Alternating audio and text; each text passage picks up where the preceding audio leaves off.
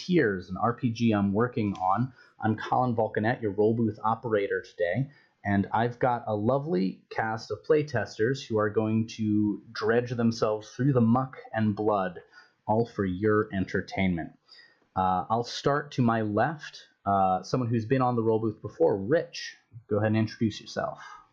Hi, I'm Rich. I'm at Quixotic on Twitter. You can usually find me every Tuesday night at 9 p.m. Eastern on the Greyhawk channel playing The Dying Kingdom. Nice. Very cool. And to Rich's left, we have a new face. Actually, I think everyone else here is a new face on the role booth. We have Nat. Hi, everyone. I'm Natural1. And it's spelled a little weird, but if you're on the Roll Booth Discord, you can probably find me on there. And that's my social media name everywhere. The biggest place you can find me is I do a lot of reviews on a pawn's perspective, so you can check me out there. Very cool. Below him, we have technically a returning face, but that was before the Phantom Rule Booth started recording and actually saving the streams. So you're new to everyone else. Dan. Everyone who's not an OG like me. Hi, I'm Dan, also known as Mostly Writes, because I do a lot of that. I write a web serial as both in the very niche green text form, which is sort of shorthand and conversational style, as well as more traditional prose style. Both are based on a very long-running, very awesome game that I've been playing with a couple of friends of mine, one of whom is here today as well. You can find me on Twitter as Mostly Writes, mostlyrights.com, Reddit on Reddit as Mostly Writes. It's pretty consistent branding. If you want to find me, that's how you'll find me. Very cool. Below Dan, we have Josie. Hi, I'm Josie, wife of Mostly Writes, aka Mostly Works. That is most of what I did for a very long time. My social medias are currently moving in the branding of that direction, just so that people can make it easier to find me. So Twitter is Mostly Works, but it's pretty sparse right now. So yeah. Anyway. All right. And last but not least, we have the man without a webcam. And so he got the unlucky, his avatar is Charles II of Spain, the most inbred of the Habsburgs. You're welcome, Jeff. Actually, I prefer GIF. GIF. Thank you. All right. All right. Oh, and Dan broke. Okay. All right, so now we're going to go around, and everyone's going to introduce your character. Tell us a little bit about them, but most importantly, I'm going to get two things from you. In this system, characters are saddled with relationships. These are to people, organizations, ideologies, religions. It matters where you come from, who your friends are, and what you believe in. So everyone's going to tell me what these relationships are, because they will complicate their lives later. And they're going to tell me why their character really needs to kill Captain Jurgen Oberfelt. And we'll just do a reverse order this time. Jeff, Gyaf, tell us about your character, brief little snippet of that, and tell me what 3 relationships they have and why they want to kill Captain Jurgen Oberfelt. Certainly. I am Adlai Kessler, born of the western end of the Margrave of Lichtenfeld. Nice. And what are your character's relationships? I'm a long-standing member of the Lichtenfeld militia. I am let us call it an intellectual opponent of the Curia of the Mother Above, and a fan of the humanist philosophy. All right. As for my disagreements with Captain Oberfelt, it seems that his depredations have already swept past the western end where my family home is. I have not heard from my parents or my sisters, so I strongly believe that they may have been victims of his particular criminal activities, and I would see his head on a pike for it. Fantastic. All right. Josie, tell us about your character, their relationships, and why they want Oberfelt dead. So, do you want the actual stats on the relationships or just the gist? Just the gist, like ally, friendly, unfriendly. Gotcha. Yeah. Okay. So, my name is Colette Malveau. I am a widow. The reason I would like Oberfelt dead is because he's basically responsible for the death of my only son and only child. So, Ooh. I basically just rolled a lot of things randomly. So piecing everything together, my husband was a strategist, and I kind of picked things up from him. I was also educated as, through my background of being a little bit wealthy, not like high nobility or anything, but fairly well off. And so took what I know, and I'm basically just trying to use my smarts and status to get my revenge. My relationships were all rolled randomly, but it's so social peer. I wasn't really sure what to make for that more fleshed out, but just neutral as a 7. The local guard, neutral, and the Curia sect, I feel friendly towards. Okay. So you're a bit of an outlier in the prominently premature land of Lichtenfeld, but that doesn't mean like you're going to get murdered on sight. Social peer, so that someone else within your kind of social strata with whom you have a complicated relationship. And similarly, the local guard, actually probably the Lichtenfeld militia that with whom Herr Kessler is good friends. That might be the same thing right there, if you're into that idea. That's fine with me. Okay. And then as far as like religious ideology, I had basically just chosen to be atheist, but like I still feel friendly towards the curious.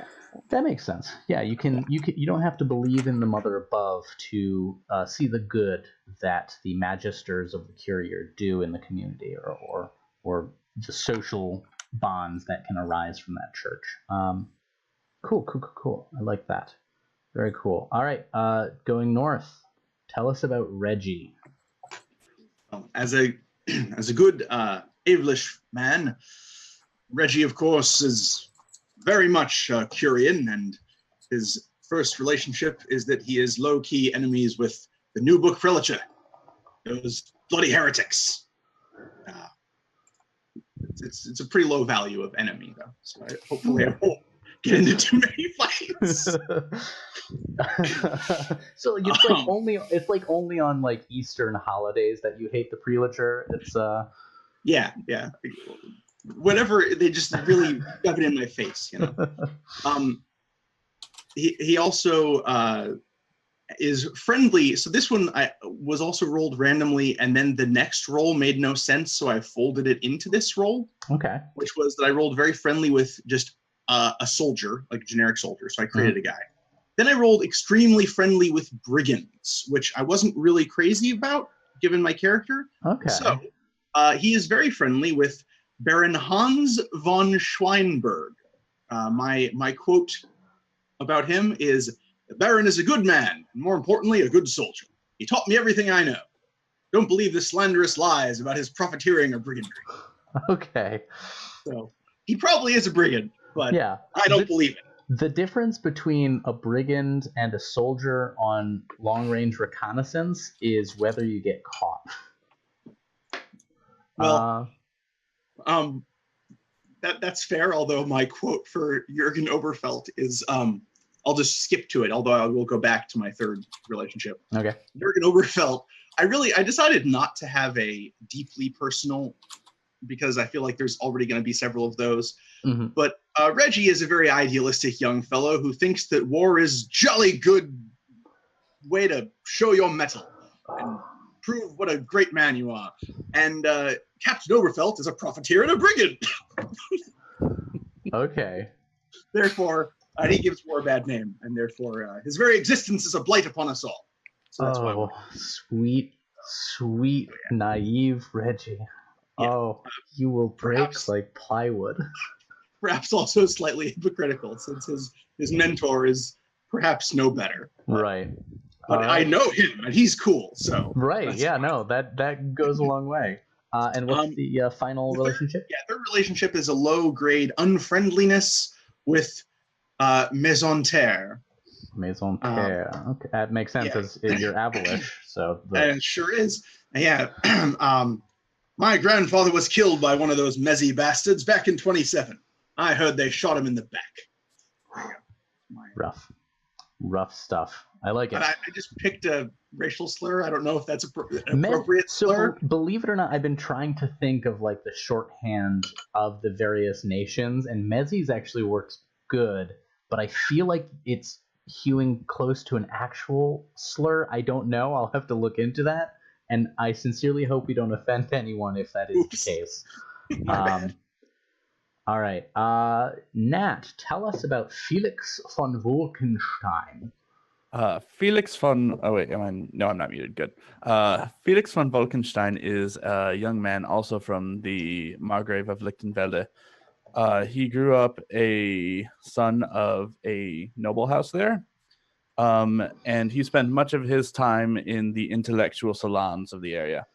So while he has a tactical mind and a good intellectual knowledge of war, his applied work is not as maybe good as some other people's. So he is friendly with the intellectual salons. Okay. Nice. Is there a particular salon like the beats of the Renaissance? I don't know what the beat poets of the Renaissance would be called. There definitely is like a version of that, but yeah, it's he definitely would have particularly been associated with maybe some of the more underground ones. okay. Which it kind of feeds into my next relationship, in that he is an ally with the whole rationalist movement. So he finds this entire religious war to be abhorrent and frankly a waste of everyone's time and effort. Sure. So we should be making war over resources, not religion. Yes, absolutely. This is a waste of time. Let's do something practical. Yeah. And because of that, he also feels like the kingdom of Ortasia was the one who started this whole thing by attacking the Margrave of Lichtenfelde. So he is enemies with them. Enemies, all right.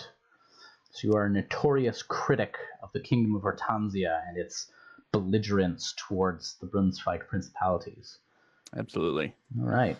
And the reason he is not very happy with Captain Jurgen is that he was out at his time in the salons, and when he came back to his estate, he found that it had been burned to the ground, and the very few that had survived the ordeal reported that it had been the captain who had done it.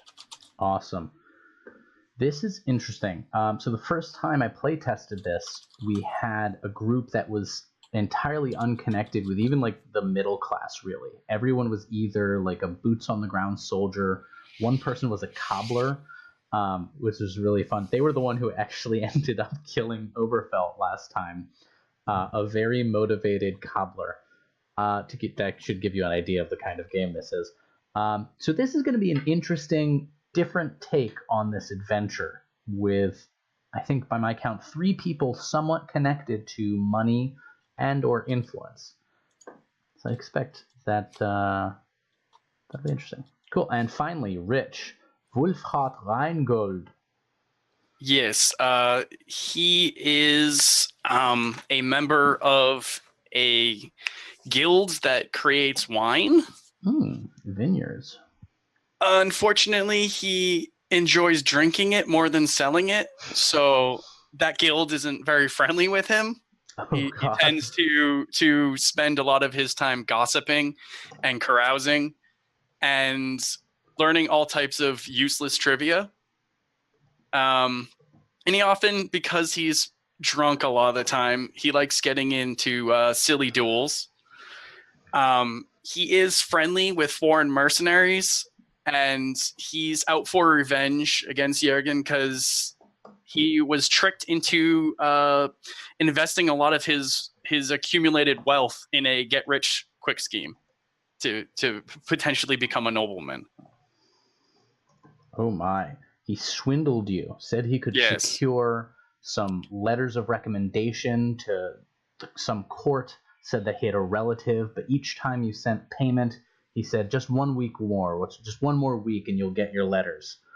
Correct. Oh, the blackguard. All right.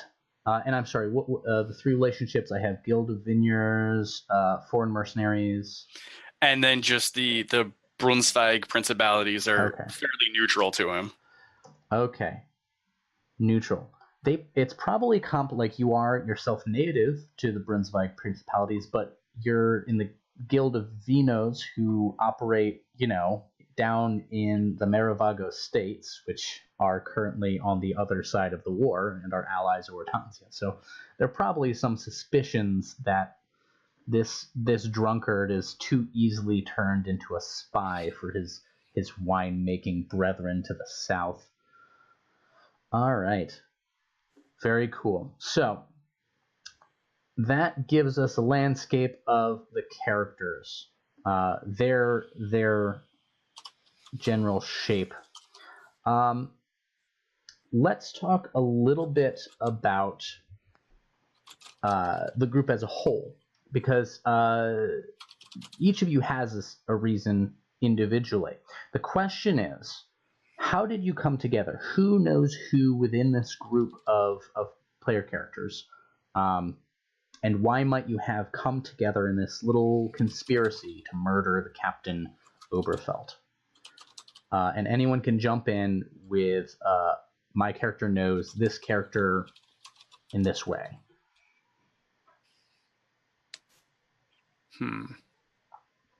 Is this something that came from within the group, or is this something like maybe you were all gathered together by an external NPC, the Mark Graf, a member of the prelature, or a member of the community who's looking to pay gold for blood? Reggie's not necessarily the most canny. He low. Well, okay. So low reason, high intuition. He trusts his guts a lot. He's not necessarily totally easily duped, except that he does have these kind of idealistic ideas. So you could manipulate him on those grounds. But I don't have any great ideas other than just like-minded people, and he's just pretty easy to get pointed in a direction. As long as that direction sounds like a good, smashing good time, he'll kind of be down for it. That's fair. So I'm okay. That's fair. Anyone want to jump in here? Because I feel like Wolfhard, he's the opposite of Reggie. He has high reason but low intuition. So I feel like he was probably just telling anybody who would listen how upset he was with Jurgen. So people maybe gravitated to him. Mm-hmm. I saw Josie roll Colette, so I know she has terrible vigor, but quite good both of the other two stats. It's very bad. Yeah, it's a penalty. Sizable. Yeah, sorry, go on. You mentioned that this game is kind of, there's more like nobility focus, like than the previous game. I imagine she wasn't really picky about the way, like the group, so much as whether or not it would actually achieve the goal. So probably just Sure. Down. I don't know. Looking at everyone's reason, it looks like Herr Kessler, Colette, and Felix all have very similar stories of like Oberfelt literally like burned my home, killed my family. In some cases, that's a fear that happened. For Colette, it did happen. For Felix, it did happen. So it might be that simple that just sort of collectively you socially got to know each other one way or another, and you've all decided we have resources enough to perhaps kill this man.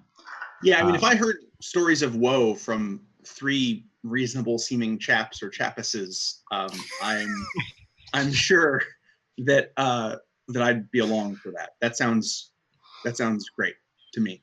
Okay.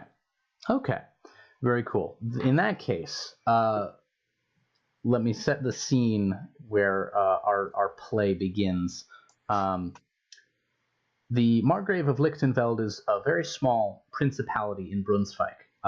It pledged to the prelature of the new book this new reformist theology that is challenging the hegemony of the Curia of the Mother above. The parallels to Protestantism and Roman Catholicism are not subtle. I'm not clever. To the west, there is a mountain range that more or less protects the Margrave from the Kingdom of Ortansia, a very large, very powerful, Curia-aligned state.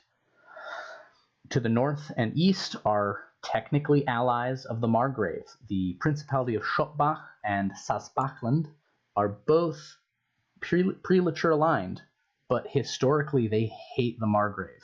Like, they have never gotten along, and the fact that they're on the same side does not mean they're cooperating very well.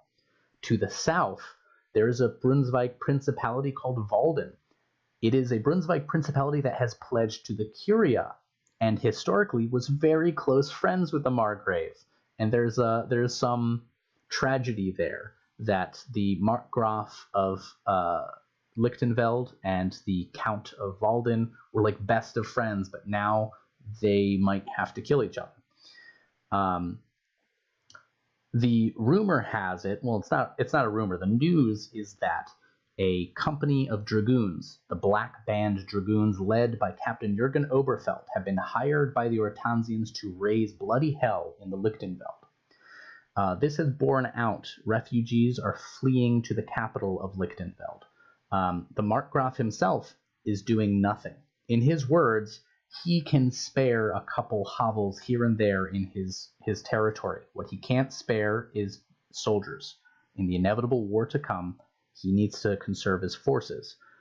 This is not a popular move, obviously, by all the people whose towns are being burned out in the countryside, but the Markgraf is a stubborn, cantankerous old man who really doesn't listen to many people other than himself. We'll begin play in one of the better public houses in Lichtenfeld. The city is not large, but it has become very crowded with people displaced by Ortansian mercenaries and opportunistic brigands. The Salty Daughter is the name of the public house, named after a very popular play out of Aveland. So who arrives first to the meeting at the public house? If there's alcohol, Wolfhard will be there. Do you just like wake up there? Is that where your last bender was? Okay. I'll be early because I'm an overeager young fellow. Yep. Okay, so you like Reggie enters the public house as Wolfhard is being rolled out of one of the booths, and the public house owner just dumps a drink of water over Wolfhard's head to wake him up and heads right back behind the bar. Like, this is normal occurrence. This happens with the vineyard. I say, old man, you all right? Fine. Where's everybody else? No, give me wine. Oh, I thought you said fine. Wine. Oh. You're not getting any wine till you pay your bill from last night. Oh, I'm sure he's good for it. Yeah. That's what he said last 3 times. Just pay him. I'm good for it. You'll get me back, yes? Of course. Very well. I'll fish out some. What's the currency here? Gelt. Okay, I'll fish out however many gelt I need to pay the bill. Okay. You pay the bill, and no wine yet. You get like a so watered down wine that it's basically water. But that's what Wolfhard gets. Who's next? Who shows up next?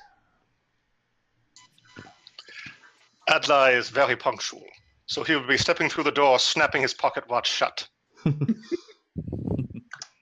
Nice. Anything physically notable about your characters? Feel free to mention that, like what they look like. I know I made Jeff the Charles II of Spain, but I don't think his character has quite the Habsburg lantern jaw. But maybe I'm wrong. Santa is, for a man in a soldier's uniform, surprisingly short and spindly looking. Doesn't seem to bother him too much. He still hefts his pack easily enough, but clearly not a man of great brawn. Okay. The public house owner knows who you are. You're one of the things you made it clear in character generation was that you are definitely in the lower strata of the upper class. And so immediately, like, you don't have to ask for it. They're setting out like a small plate of cheese and some wine for you. Ooh. Who's next? I could go next. Sure. Physically notable is the fact that I'm in my late middle ages and I'm very frail looking. Oh. Sort of out of place amongst these large soldier types. Well, or short soldier types. Yes. Not exactly who you'd expect to be coming to a meeting about going to kill Jurgen. Nice. And that makes Felix last to show up. Felix is probably purposefully a little bit late to the meeting. He is a pretty, I would go so far as to say, weaselly looking guy with he's got glasses, he's got messy hair that's kind of pulled back into a ponytail. He's in his early 20s, and he's probably got a pretty large bag slung on his side that has books and stuff in it. And he's definitely wearing noble's clothes. He's not making any attempt to try and hide that fact. And he just kind of walks in like it's definitely on time, but he knows it's not. Okay. Power play. I like it. Okay. Reggie's a strapping, big, young fellow who goes about with a traditional gentleman's saber. Nice. So you all have arrived. This is to the purpose of resolving sort of 3 challenges facing, but that stand between you and the death of Oberfelt. One is you don't know exactly where he is. You know that he's raiding the countryside of Lichtenfeld, but that's it's a margrave. It's not a small territory to cover. And though there maybe a half dozen places he could be, you don't know which place he is or will be soon. 2, even if you did know where he was, how do you get to him? You don't know how many men he has with him. You don't know sort of what his defensive capabilities are right now. And 3, you need the opportunity. Once you know what he's got protecting them, you need to find a way to actually get through that. You need the plan, the actual plan to kill. So, what do your characters do? Or what, I'll let you guys just sort of plan what you're going to do to answer these questions, figure out this information.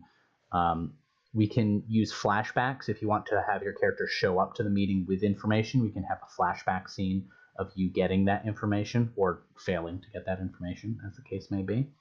So yeah, take it away. What are you going to do? Reggie definitely didn't do any planning ahead, so no need for flashbacks for me. The only idea at all that he has would be, well, I think my old friend, the Baron von Schweinberg, some of his men have been operating in the Margrave, but all up along the borders. Maybe I could make contact with one of them, and maybe one of them has seen something. Help point us in the right direction. Other than that, I'm fresh out of ideas, chaps. Why are you talking so loud? Not sure what you mean. This is my normal voice. Gott in Himmel. All right. The preparation that Felix may have done is he is a tactician, so he would have probably tried to go about getting some maps of the area and start to mark off what the captain's movements have been thus far, and try to extrapolate where he might be going next. Okay. So you pull out some of these maps of the Margrave with the trade routes and the time of year influencing where's the easiest pass to get through to Ortanzia or back and forth. This sounds like a check because there's some consequences here in terms of information gotten or not. Give me a reason check, and if you have a skill or trait that you think applies, go ahead and apply that. For the audience, this game the two basic mechanics at play are checks and saves. A check is when you roll 1d20, you add an ability score that the DM defines. Right now, I chose reason.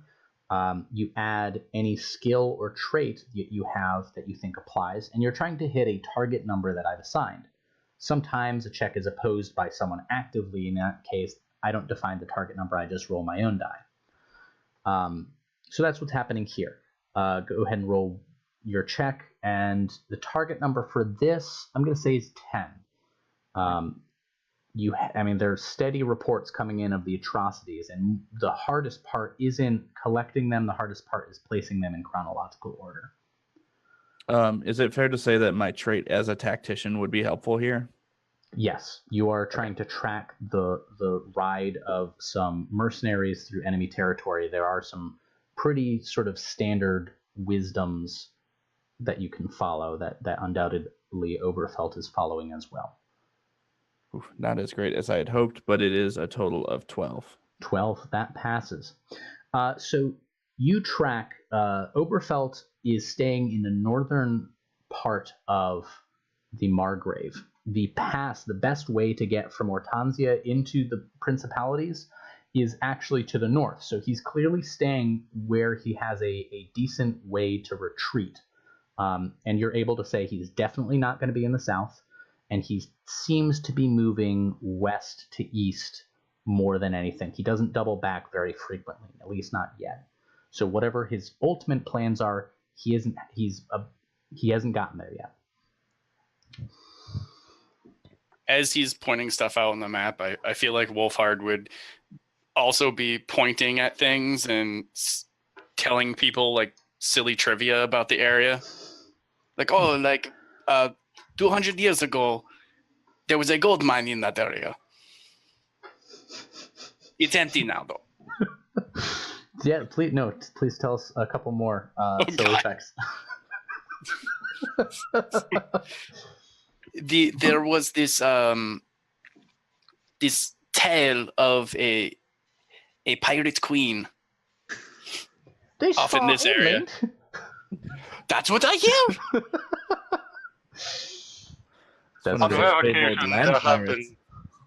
On rare occasion along the riverway, there have been small waterborne brigands. It is not entirely unreasonable. Yes, in about 1,000 years ago, the water was higher. Again, that's what I hear. We call those water rats. Don't think of them as pirates so much. The tavern keeper drops off the latest food and drink. It disappears. Okay. Do Herr Kessler or Colette have any ideas to contribute yet, or do you want to let Reggie run off and do their socializing with their contacts first? Go ahead. Oh, I was just gonna say, like, kind of piggybacking off of Felix. I have a fairly similar set of skills and traits in that sense. So, and probably just the same sort of line of thinking of like, okay, this is what I've been hearing, and this is what we know, and trying to put that together. Okay. So probably just putting heads together with Felix and about our combined data, basically. Fair enough. Okay, and that's something I'll assume you continue sort of doing through this process. And if I ask for another check to refine your predictions about his movements, I'll have you make that roll. Just remind me when it comes up. All right. Cool.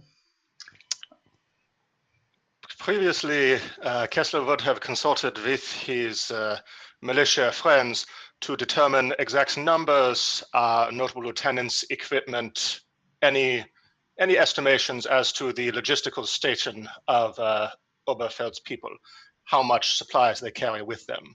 Okay. Dragoons, being rather light, after all, can only have so much food with them, so they'll presumably have to rely a lot more upon local raping. Exactly. So we flash back briefly as Kessler starts to talk. We get a sepia filter suddenly washes over the screen, and maybe it goes black and white, obnoxiously so. And Kessler is speaking with another quartermaster for the Lichtenfeld militia, a friend of his. Go ahead and roll your 1d10, and you're trying to get equal to or below your relationship with the Lichtenfeld militia. This is one of the other main mechanics of Wrath and Tears. For wounds, for conditions like infuriated or righteous or ashamed, for relationships, they will be on a scale of 1 to 8. And if I feel it's necessary, or if a player feels it may impact the scene, you roll 1d10. If you get equal to or below the degree, then it does impact the scene. So what did you roll? Rolled a 4, and the relationship value is 7. Okay, so because it is lower than the 7, it means your relationship impacts the scene. In this case, it obviates the need for a roll. You're already friends with the guy, you're allies, and he sees a purpose to your questions. It's like, all right, yeah, no, I'm comfortable giving you information about this. They don't know exactly what he has now, but they can tell you that a dragoon company, which is what he commands, is going to be about 100 men on the ride.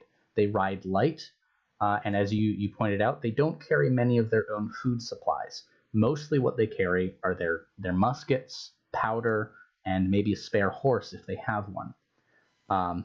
And it's on that point that he lingers. He points out that for dragoons to ride hard, they need spare horses. So a group of 100 men needs 150 horses. That's not small. And it may be that their aim is to gather more horses with these raids and try and swell those numbers so they can keep operating. Sensible. I will emphasize that, as well as the need for a regular resupply of foods to our two strategically minded individuals. Okay. And now, with this information, that changes the sort of equation just enough. So, Josie, give me a check, and you can go ahead and add that skill that you mentioned before about your tactical learning and education. And this will also be reason. And just to refresh, check is a d20? Yep, 1d20. Okay. 15. 15. That will do the trick. You managed to point out there are 2 towns that have large ranches or a lot of horse farms nearby. And so either would make a very good tempting target for Captain Jurgen Oberfelt. The first is simply Bach. It's near the border of Saskatchewan. And the other is called... Colin is not bringing it to mind immediately, so he needs to consult his notes. What a strange name. Yeah, it's a very way too long a name. Sounds properly Brunsweigi. There it is. Schonenfer. Schonenfer and Bach are the 2 towns that it seems very likely his ultimate destination is. If everything you've heard is true, then perhaps Jurgen Oberfelt is on a raid specifically to steal horses from the Lichtenfeld. But you don't know for sure which one it is, so there still might be some more legwork to do.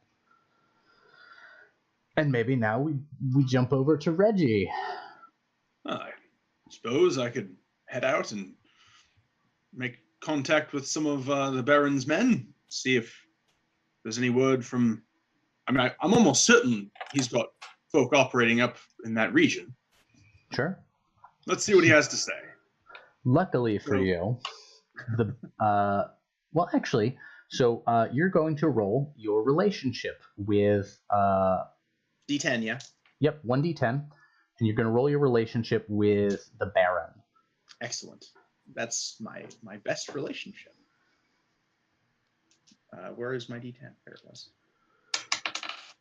Wow, I still almost failed, but 7 is below 8, so I'm good. Right.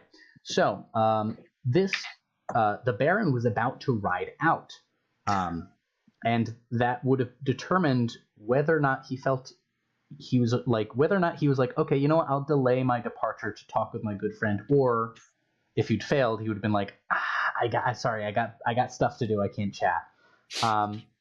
So luckily for you, Baron Hans, he meets with you at he's staying at the estate of the Markgraf. Him and the Markgraf are on good terms, and he has just concluded a lunch meeting with the Markgraf of Lichtenfeld, who's really surly to everyone, and the Baron is apparently the only one who's immune to this.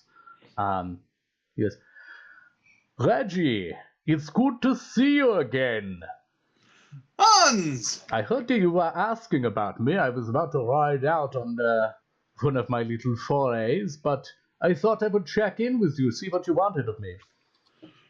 Well, it's sort of a private matter, but could be dangerous.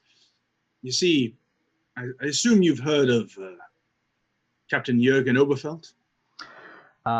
Baron Schweinberg is a big man, as big as Reggie.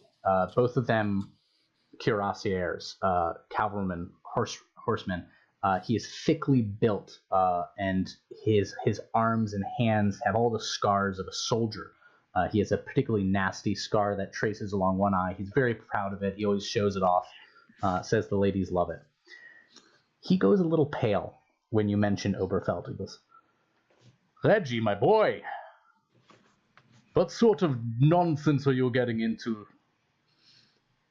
Well, this Oberfelt character is bad business. Apparently he's done all sorts of heinous acts all across the Margrave. I've joined up with a small group that plans to do some justice, let's say. We want to find him. We know he's likely operating up, I've already forgotten the names. Yeah, they're all like super German. Yep. Okay. We believe he's hunting horses up around Schonenfer or Bach, but we're not sure which. Don't suppose any of your men have spotted some of his black riders? He looks up and makes the sign of divinity on himself, and he takes you by the shoulder and takes you one side and goes, "Do you remember that petty skirmish with Maison Terre some years ago? Yeah, we first rode together. Oberfelt was in that battle. I rode next to him, and really? The same battle that gave me the scar. We got stuck in the mud and it turned into an unwholesome brawl. There's like a butcher shop in there. And afterwards, I told him, I said, I've never before been in such a hell. Those are the words I said to him. And I swear there was emptiness in his eyes when he looked back at me and simply said, hell is a state of mind. I want you to understand the man that you are looking to bring justice on, because I do not think there is anything on earth that should bring justice on him, yeah? Surely the mother above would do something about this devil." Well, so you're going to have to roll to convince him, like he thinks that you're going to die and he doesn't want you to do this. That's a reasonable fear. Let's see. So I don't know what stat would be appropriate. This would be intuition, because you have to feel out his sort of state of emotional. I'm better at that. Mm-hmm. I don't think any of my skills would be appropriate, really. Mm-hmm. However, it's possible that either of my traits might. Okay. one of my traits is dashing hero, Okay. which Yeah. No, I see that. Okay. Go ahead and add dashing hero. Now, cool. you also have the option of expending what's called a passion die. Can I decide before I roll? Yes. A passion die is a D8. You have 2 of them. Everyone has 2 of them.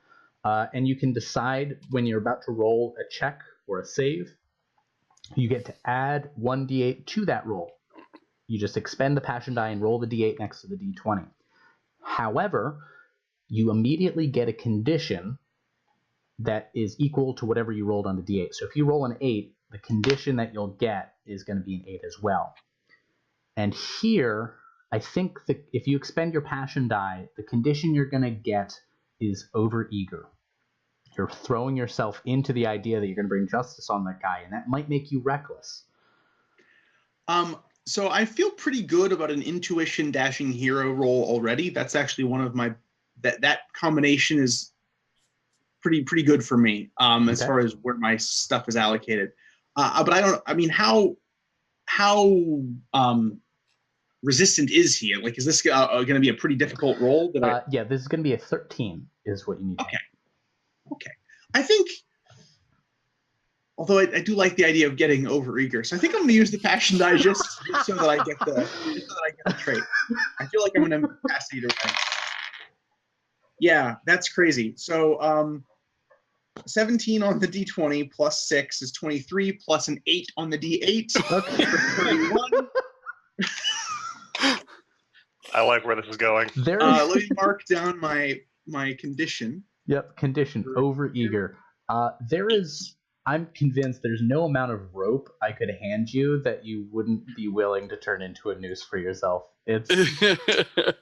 I can just feed you rope. You're like asking for rope. You want it all the time. Yeah. It's like, oh, what's this? Is this a gun? Well, there's my foot. It's right there. I was like, why wouldn't I? It's just that rope is so useful. Yes. The mother above works through men. We can't assume she will mete out justice upon this demon. If we have the chance to act, we must act. And men like that give good, dependable mercenaries like you a bad name. They make people think mercenary and think of profiteers and brigands and murderers. Yeah. He goes, yeah. If I were him, I would go to Bach. It is further north. It is 2 days' ride from Lichtenfeld. Schonenfer is a day's ride. I'm stopping on my way there. Yeah, and he must know this. He would not risk Schonenfer, no matter how confident he was of his position. If you wish to find the devil, ride to Bach. Thank you, my friend. I'll sweep him into a big hug.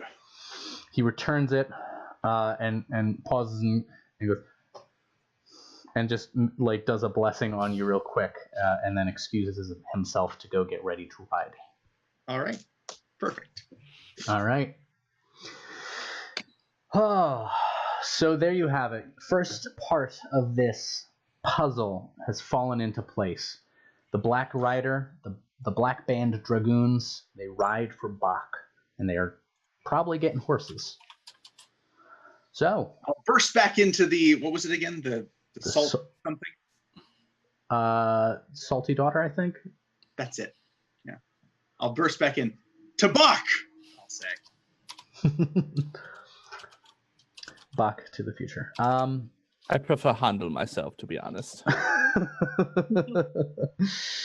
All right, what do you do? So that is, he's got about 100. You don't know if he's lost men or gained some, right? Brigands just joining the Black Band is entirely possible to happen.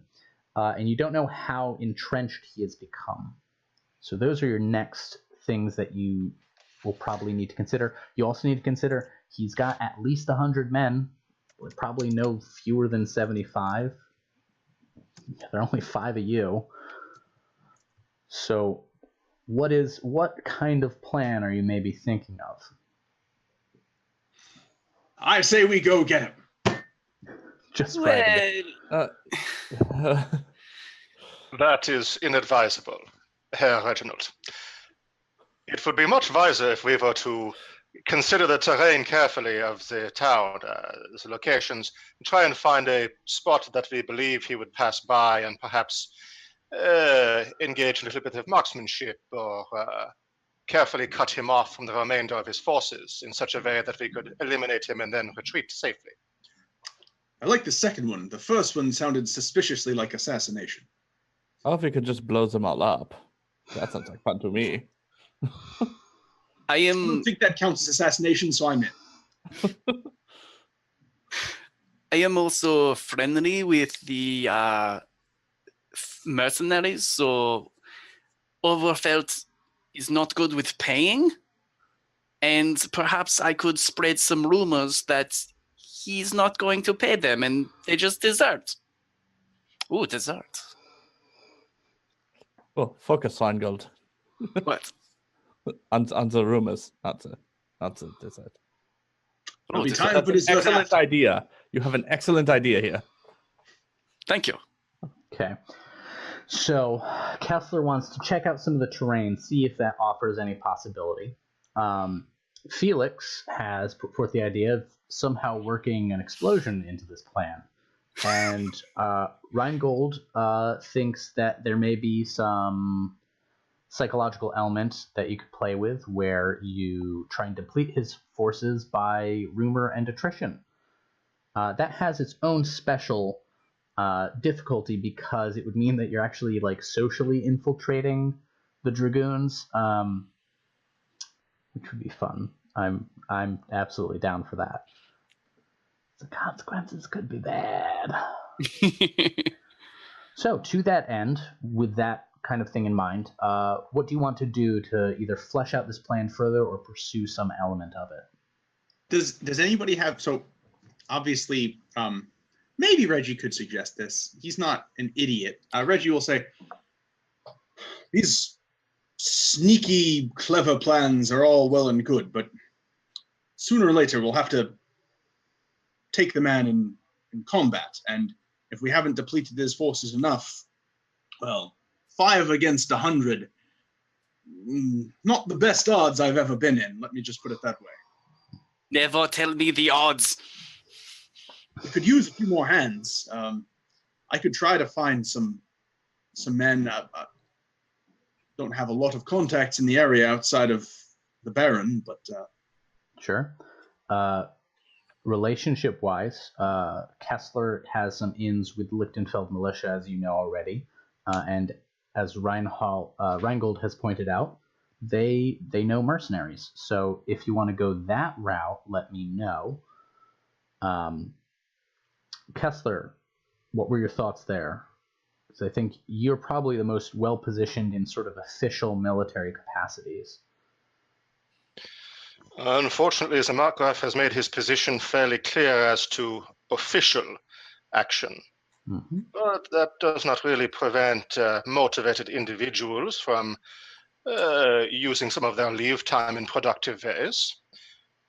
We could potentially reach out to a few people that I know throughout the militia that might have an interest. People either with family up in the area or simply who know what their patriotic duty is. Okay. I'm afraid that the majority of my contacts, though, are primarily in the shot regiment. If we require more hand-to-hand experts, my knowledge there is more limited, my contacts more limited. Okay. So maybe Kessler looks for some musketeers and Rheingold looks for some pikemen or foot soldiers to accompany them? Sure. All right. Felix and Colette, where are you throwing your efforts? Colette's husband was a strategist that have just been assuming was involved in the overall conflict. Okay. So I'm guessing I would could reach out to some of his contacts that I, am aware of being available. Okay. And you have wealth? Like you specifically picked that as a trait? I picked a very, very low amount of wealthy, yes. Okay. Looking at your relationships, this might be a good opportunity for social peer. Maybe your husband has a brother, and he, like, you two don't necessarily get along. The relationship there might be complicated. Does that sound like something that interests you? Yeah, that could work. Okay. Also, local guard was my other relationship, so Right, that the local seems guard. applicable. It does seem applicable. Okay. Well, you can make the choice there. If you want to go with the local militia, you probably be able to help Kessler because you'd be heading more or less the same place, and we could do a scene with you two. Otherwise, we can do a scene of you talking to your brother's, your ex-husband's brother. I'll do it with guard then. Okay. All right. So we'll start with Rheingold, and then we'll go to Kessler. Rheingold. Oh, Yes. I'm sorry. I skipped over. Felix. What was your character doing? What is Felix doing? So while everyone is focusing on more primitive forms of warfare, Felix is interested in the new technology. So he's going to go searching around some of his contacts in the more scientific circles to try and gather resources to rig up some pretty spectacular explosives. Okay. Yeah, the intellectual salon definitely has some natural philosophers you can go with.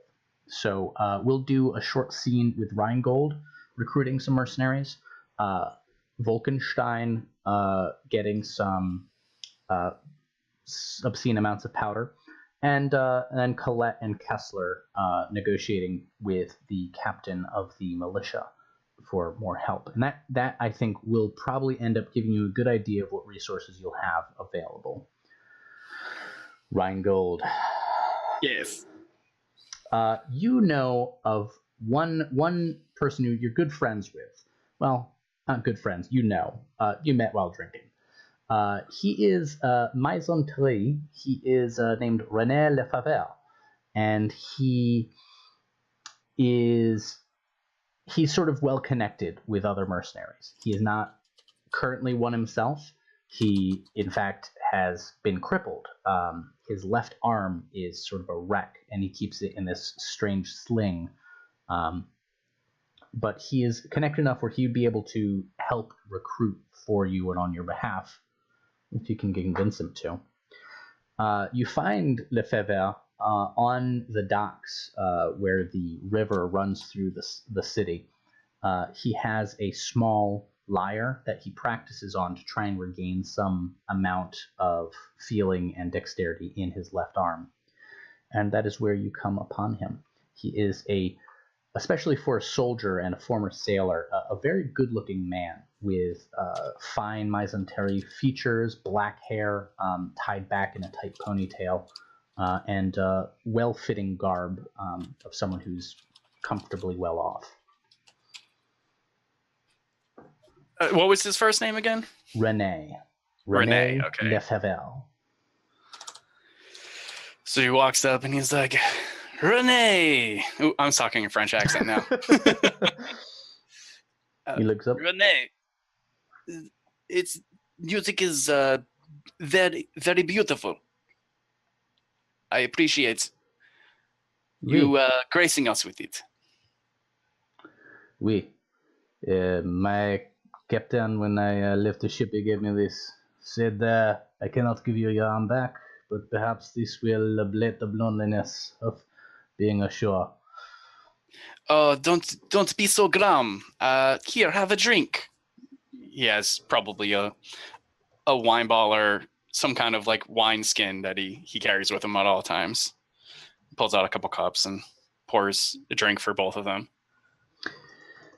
He sets his lyre aside briefly to pick up any toast. He only takes a small sip and sets it down.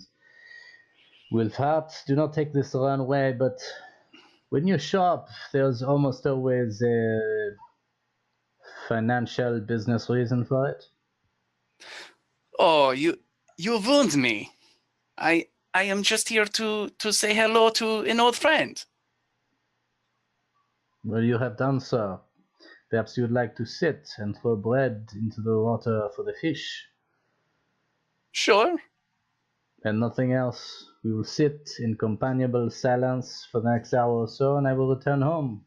Is this acceptable? Sure. There is no conversation you wish to have in the interim, is there? Like, we'll see where the day leads us. Very well. So, this will be a good opportunity for you to make the first save. A check is when you're actively doing something. A save is when you are resisting or enduring something. If you're set on fire, you'd make a save. If you're falling from a tower, you'd make a save. In this case, if you are going to have your patience tested by a languid Maisantori former mercenary, you're going to make, let's say, a reason save. This is going to test your ability to like discipline yourself and not start talking business before he does.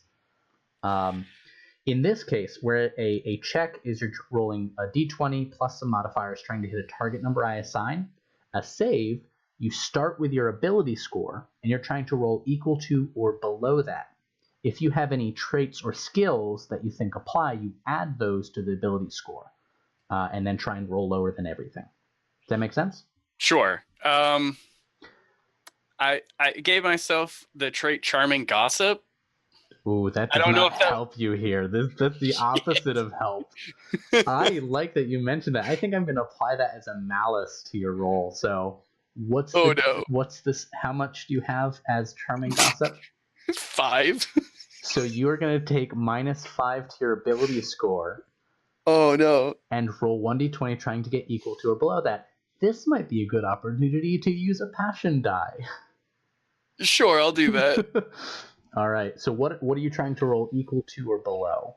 Well, my reason starts at a 17, so Okay. I guess it's a 12 now. Yep, goes down to a 12, and you're going to roll 1d8 and add that to 12. I'm rolling a d20, right? Roll your passion Oh, the die. d8 first. Yeah. Okay. And that'll tell you what you're ultimately trying to roll her then. I rolled a 7. Okay, so you're at an 18 or lower. You're going to be able to do this. Go ahead. My luck, I'm going to roll a nat 20. Okay. Oh, good. 4. All right. You do, however, get a condition. Degree 7. Let's decide what makes sense in the fiction. What did this frustrate Wolfhard? Did they? Are you frustrated? Are you annoyed? Are you tired because you spent like the whole day doing nothing with this guy? What condition appeals to you within the fiction? I feel like he's maybe drunker than normal because he's just Okay. been drinking. So maybe tired would work. So he's a little. Yeah. Let's call this tired spleen. You're drinking. The degree of drinking that you had to do to get through that, like you've got a pain in your spleen. You just it's made you kind of annoyed, kind of irascible. All right, but you do manage to get through it. And finally, Renee goes, very well. You came to me because I know some men with rough hands and rough trade. Oui? What? Mercenaries. You wish to get in contact with some. That is why most people talk to me. Yes. How many do you need? With kind? Halberdiers? Do you need packmen? I can probably find you some bravos from Otanze if you wish. I'm sorry. You need to repeat that. I dozed off.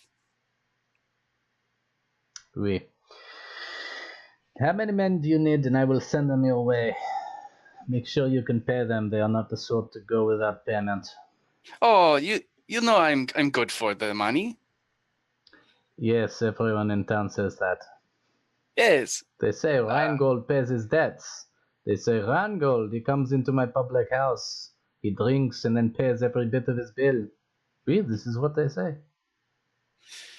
Well, I don't always have the money on me. But Of course, Reinhold. why would I not have why would I have gold in my name if I wasn't good for it? I Oui. swear. And that is why René Lefebvre has so much favor in their life. That's how names work. I will get you mercenaries. You tell me how many, and I can guarantee some amount of that. How many can you spare? So out of character, how many do you want? Oh God. How expensive is it going to be to get like Ooh. 50 people? 50 people is going to be we'll just say one gelt is about a month's wages for like a peasant. So we'll say for a professional like a soldier, 5 gelt per head, 250 gelt for a pack of 50 men. Okay. So, does your character reasonably have that much? Not on him. In my head, Oberfelt took all of his money, so he's living completely off of that sounds great. Off of the generousness of everybody else. In that case, roll 2d8 and take the higher result. And here's how we'll handle this. When you return to the group, you get to spread around the condition debt. Oh no! Anyone can take any amount of this, right? So roll 2d8, take the higher result. I got an 8. Okay. So the entire group, you all have to decide how much of the debt you want to saddle. You can have him take all of it for all I care. There's no impetus here, but we're having some stream troubles. Ow. Oh no. It's showing up for me on the live feed. That's weird. Okay. I'm going to keep an eye on that. On Twitch, there's 2 columns. I'm not seeing that yet.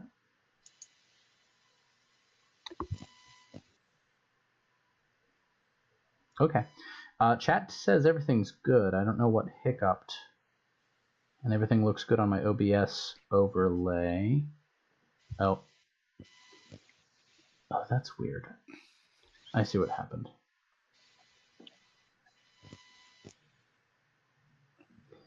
We're talking about Agent Smith and then Colin's multiplying.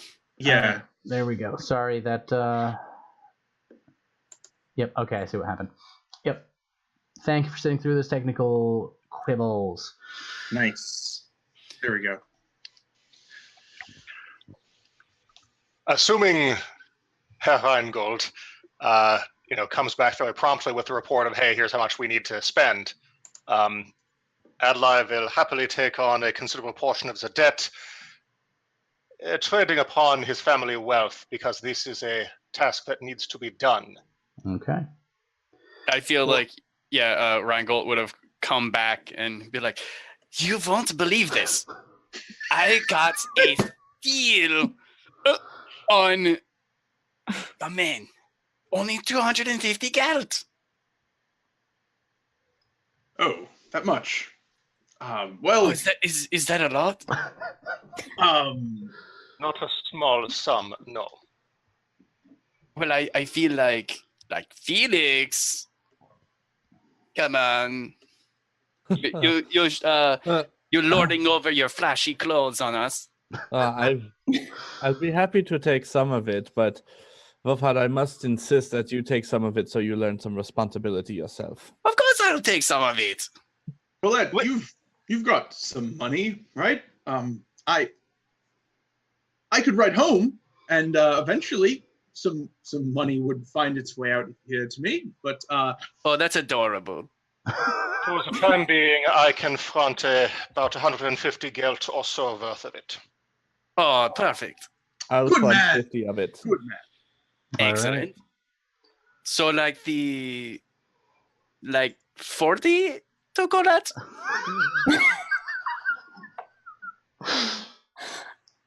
You don't get paid back when we take down Oberfelt. It's not very chivalrous of you, Herr Eingeld. What? It's all right. He's not putting her in extra danger. I It's want her fine. to feel like she's contributing. Yes. This is fine. I mean, she All won't right. be able to have the visceral pleasure of riding out there and seeing the man die. She'll have to wait here and hear about it from us when we come back. So, I won't be waiting here. oh, you're going with us. Jolly Yeah. good. Jolly good. If everyone needs a lucky grandma on the field of battle. Excuse me. So, She's hardly a grandma. She's motherly. Frau Colette, I will go do something and look the absolute other way if you want to take care of these two. let's jump to Wolkenstein. You wanted to speak with some people about powder in some Yes. quantity. Yes. The major issue is that powder is a scarce resource right now. The Markgraf is hoarding it for his own forces, and they are allowing very little for public purchase, and what is available is obscenely expensive.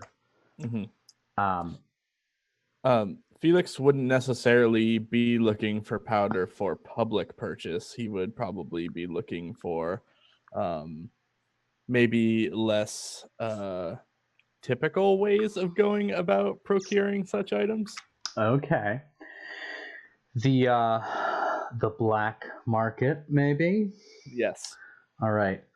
The hardest thing about that is, does your character have a relationship sort of with them already? Because if not, it might take a little bit of finesse to find them.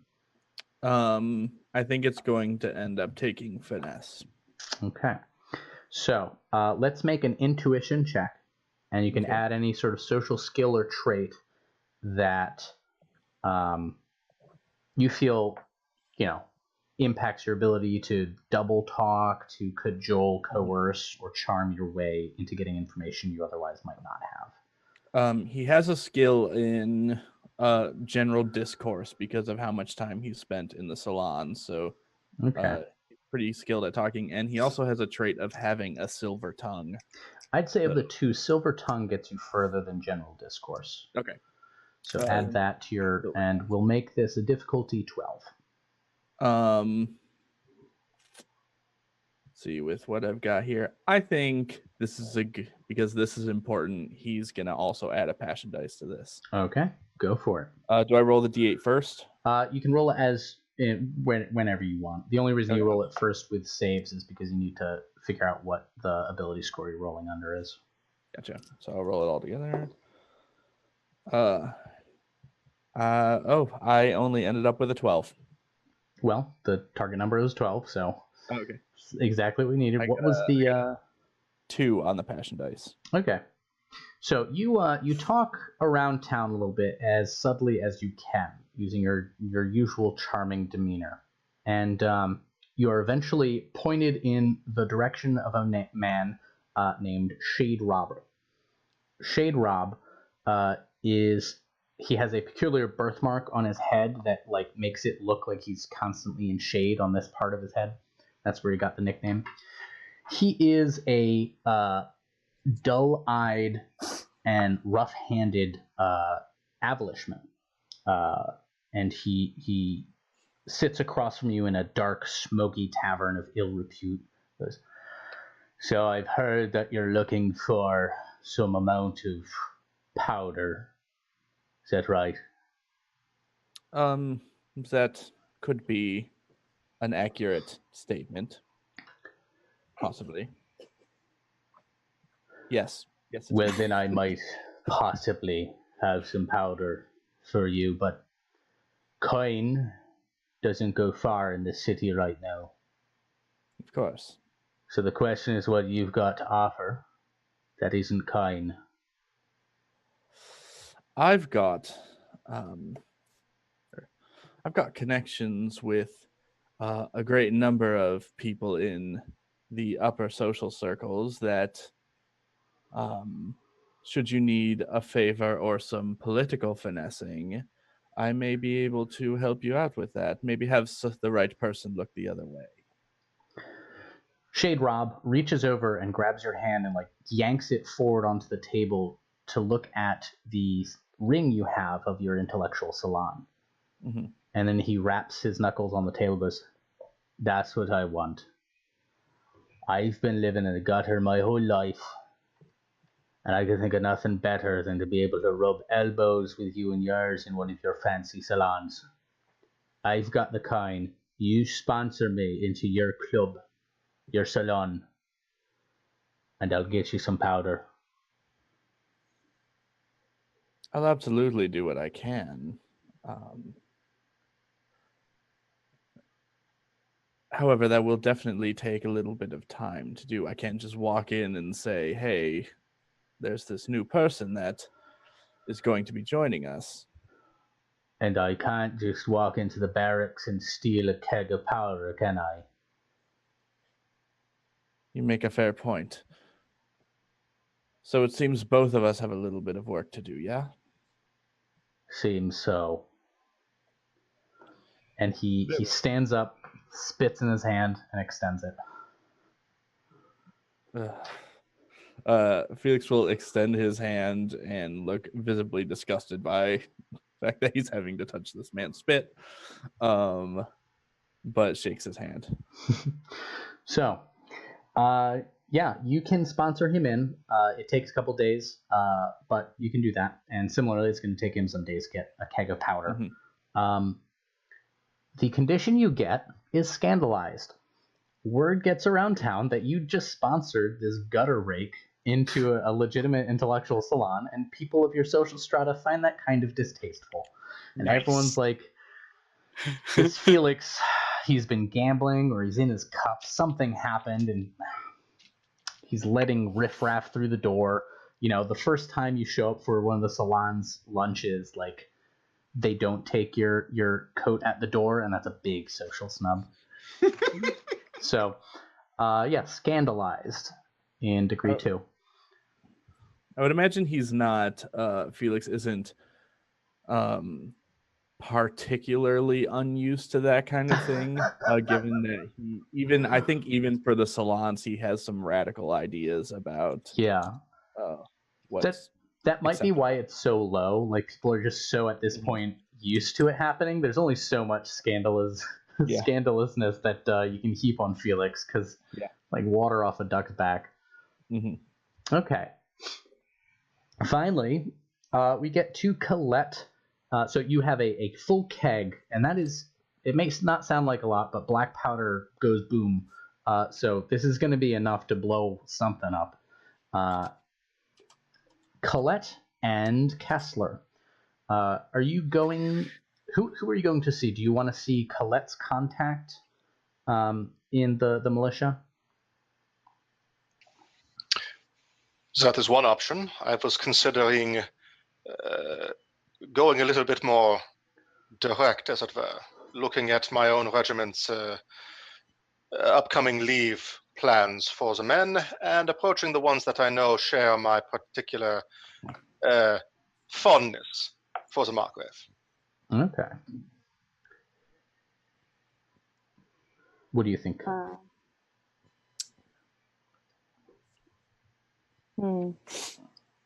am neutral with the local guard, so. Neutral can be ambivalent too, right? Yeah. So it can be sort of like strong in both directions. Complicated, yeah.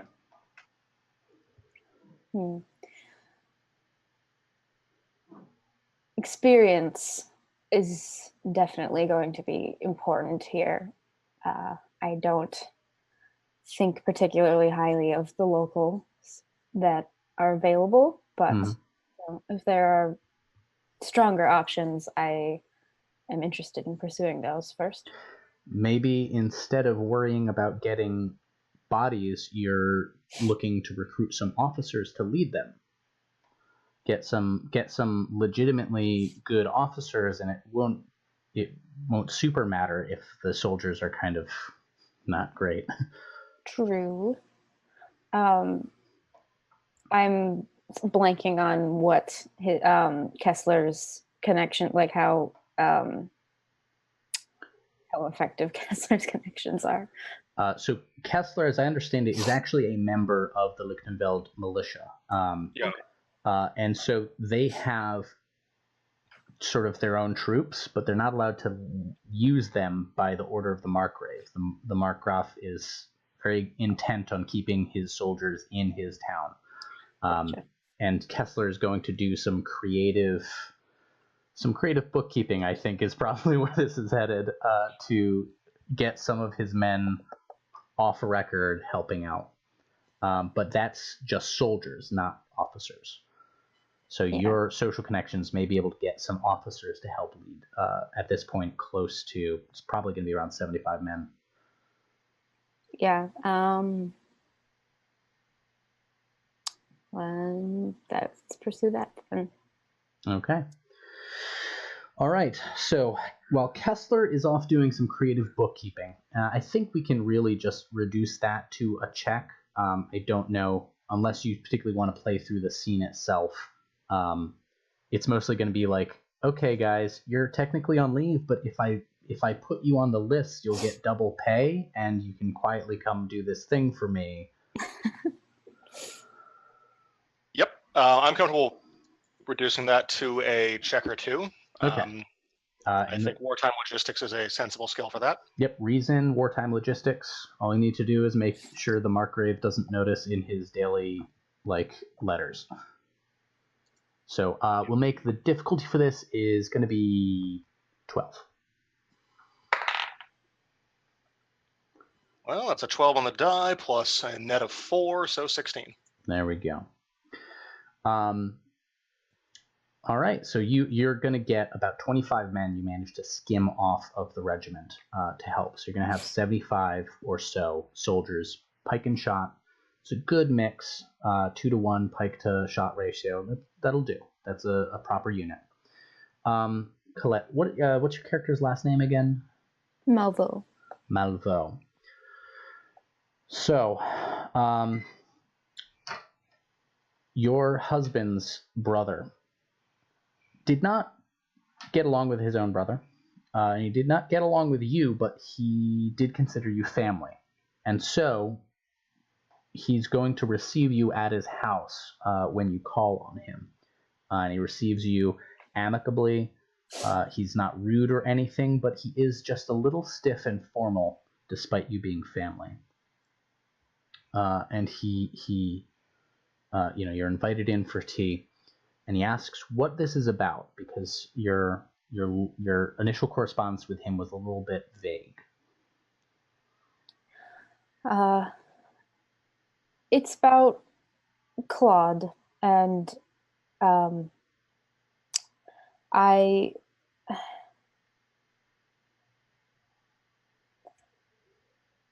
want Jurgen's head for what he's done to my boy. We had, all of the well-wishers and the, and etc. They have not. That's not going to bring my boy back. So at the very least, I will rest easier knowing that his killer is in the grave. I have met with some various folk who all have similar goals. We've managed to put together some troops, but we need leaders to be out on the field, officers, to enact the strategies. I know you and I are not on the best of terms, but he was your nephew and, you know, your brother's son. So I hope that you find it in you to feel some ability to help me. My dear Colette,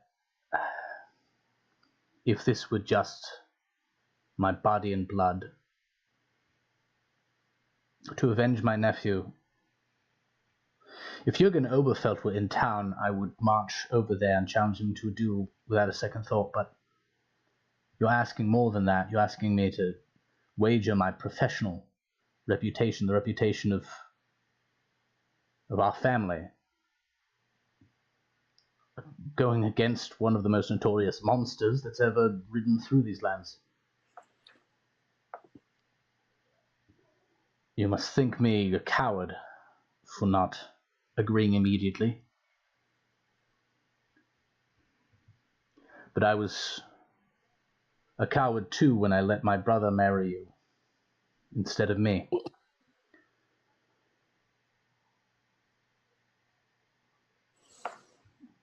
I can think of no worse circumstance to make such a confession, but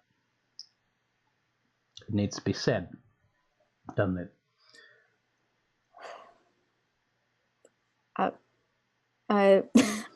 You won't have me. I just want to get Dan reaction shots. I'm muted though. It's okay. Just ignore me. Just for all of the games I run, I just want Dan's face in the corner like those Japanese game shows. Oh, Yeah, that was quite the reveal. turns out that Reynard Malveau has been carrying a torch for his brother's wife. No wonder things are so awkward. Yeah. This is. I am. Afraid I'm a bit too. I don't have it in my heart to return any sorts of affections. I apologize. I have always known that, but I needed to hear it, and I needed you to know that won't go away.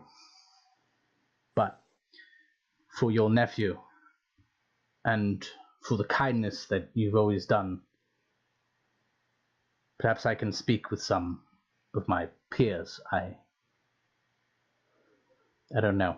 Make a check if you want. Your Reynard Malveau is a very good officer, so he's willing to direct you to some other officers who will be good but not as good. If you want to make a check to like maybe convince him to actually do it, otherwise he's going to pass you off to a peer. Gotcha. If he is perhaps a little bit better than his contacts, then I think I will make a check. Okay. Unfortunately, the lovesick Reynard is going to be a target number 14. Okay. And this will be intuition.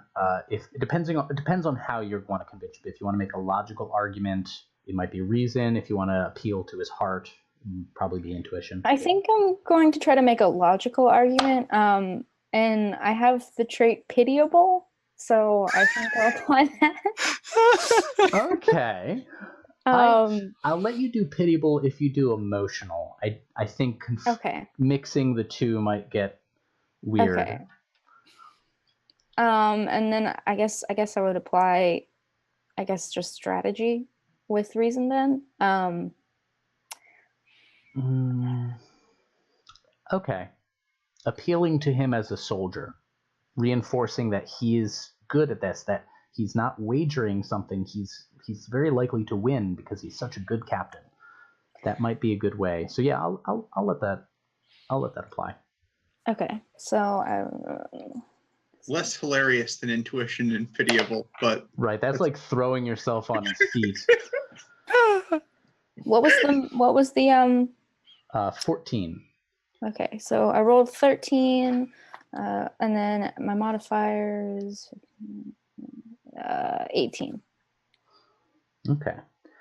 So you briefly talk about how he's leading dragoons, and dragoons are mounted infantry. They're not as good from horseback as cavalry, and they're not as good on foot as infantry, so it's not as unfair a fight as you might think.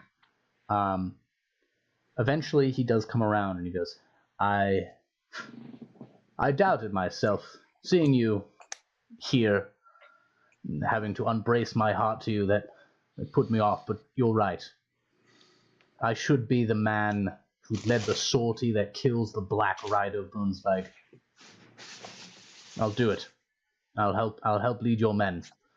Thank you. All right. And with that, we have basically all of the tools are out of the toolbox. To recap for everyone, the group knows that Captain Jurgen has between 75 and 100 soldiers, dragoons. They know that he is going to be, or is currently, at the town of Bach. They know that they have 75 soldiers, 50 pikemen, 25 musketeers, and those men are being led by the competent Captain Reynard Malveau. Oh, and Wolkenstein has a keg of powder to blow up. Let's take a short 5-minute break to do human things, go to the bathroom, grab some water if necessary. I need to feed my dog. Then we will jump right back in for the exciting conclusion of The Damned Life and Deserved Death of Captain Jurgen Oberfelt. All right. Your dog's a corgi, right? Yeah, he's adorable. He's a little piece of shit too. He got into some leftover curry that I had accidentally sitting out. Oh no! And he just kept burping in my face like all night and just lighting me up. It was like the bombing of Dresden. Hey,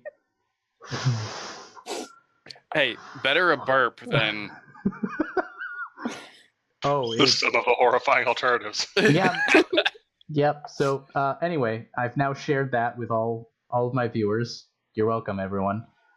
So we're going to take a short break, and we will be back. All right, I'm going to unmute us and head back. And we are back.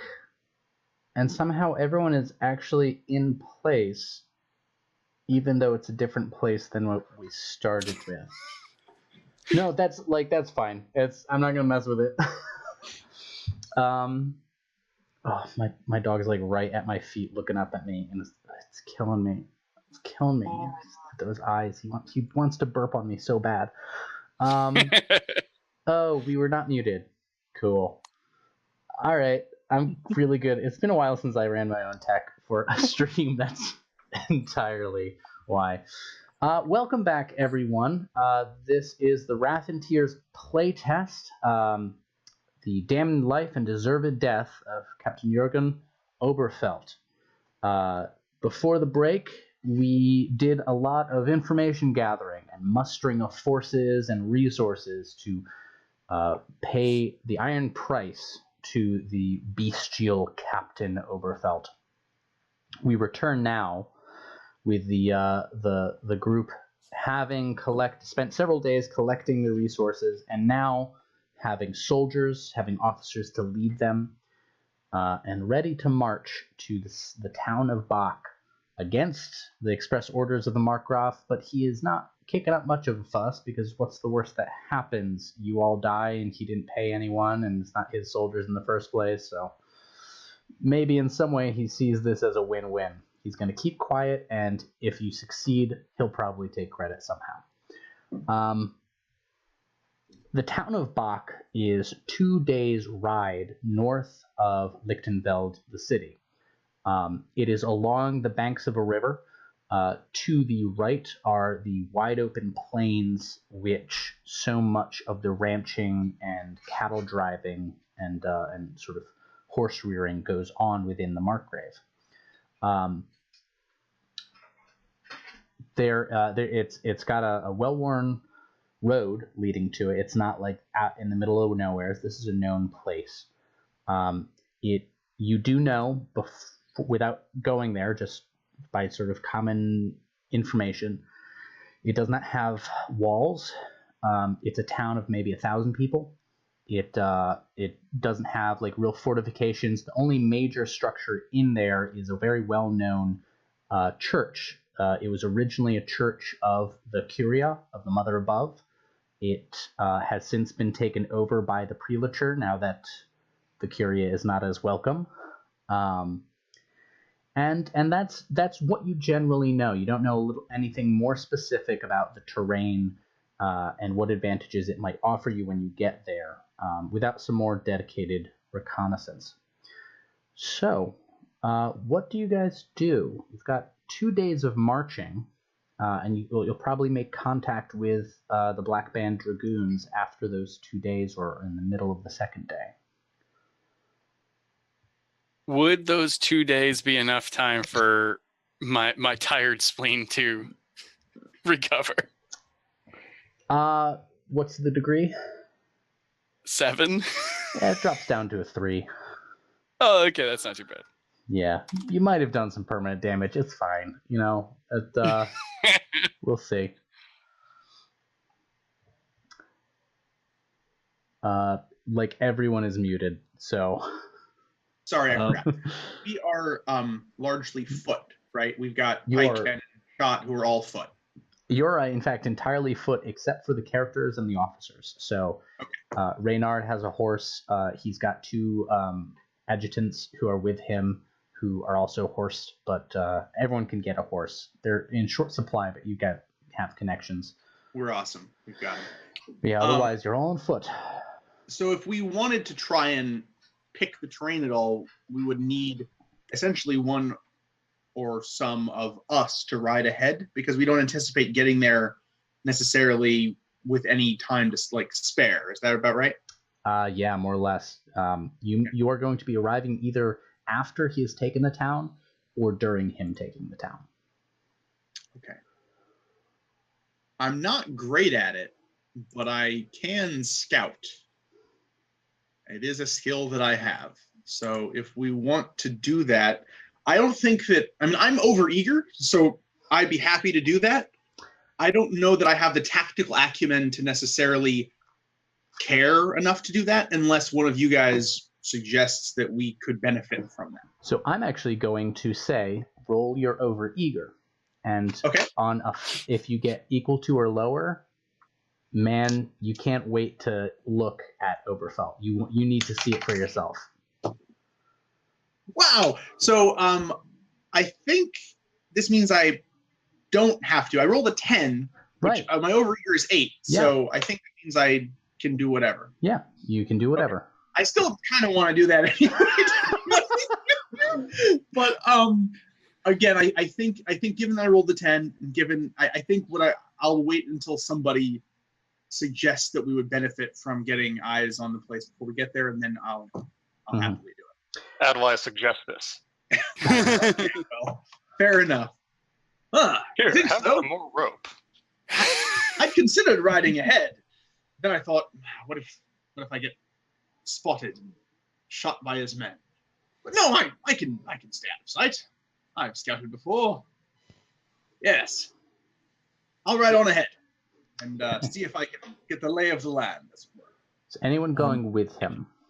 If I may make a suggestion, it may make sense to take Frau Colette with you. She has a tactical mind herself, and if you are caught, you're just escorting her on a day trip or something like that. Oh, that's a good idea. It could be a mother and son out for a ride through the countryside. Am I here for this? Yeah. It seems so. Yep, this is the sort of camp talk as you are on the march. A little more. Fond of this arrangement, but it's fine. I'll keep you safe. Well, I can serve as a distraction because I am going to try to infiltrate or at least waltz right into Oberfelt's camp Oh, and potentially pull some more men away from him. really? We have a relationship, I'll say, and I feel like he wouldn't shoot me if I tried to walk in. Those are famous Full last plan. words, are they not? Yes. All right. He has less to fear of me. The three of us ride ahead, and when we get close, you break off, Wolfhard, and Colette, you and I will approach at a distance and see if we can get a feel for the land. You said your husband was a strategist. If any of that ever wore off on you, maybe you could, I don't know, take the lay of the land yourself. I'm not really good at that sort of. I have studied some. I mean, I can tell if we're at a high position and they're at a low position. That's generally good, but even then, there are times when it seems like it works against us. So I'd rather. How are you with counting, Herr Reginald? Counting? I mean, I can count. I'm not an idiot. Past 10? Past 10. Yes, past 10. I do have toes. I think it's a fair question. Having a precise count of the enemy and their composition would be useful. Counting the enemy, but they'll all be moving and such. I'll give it a shot.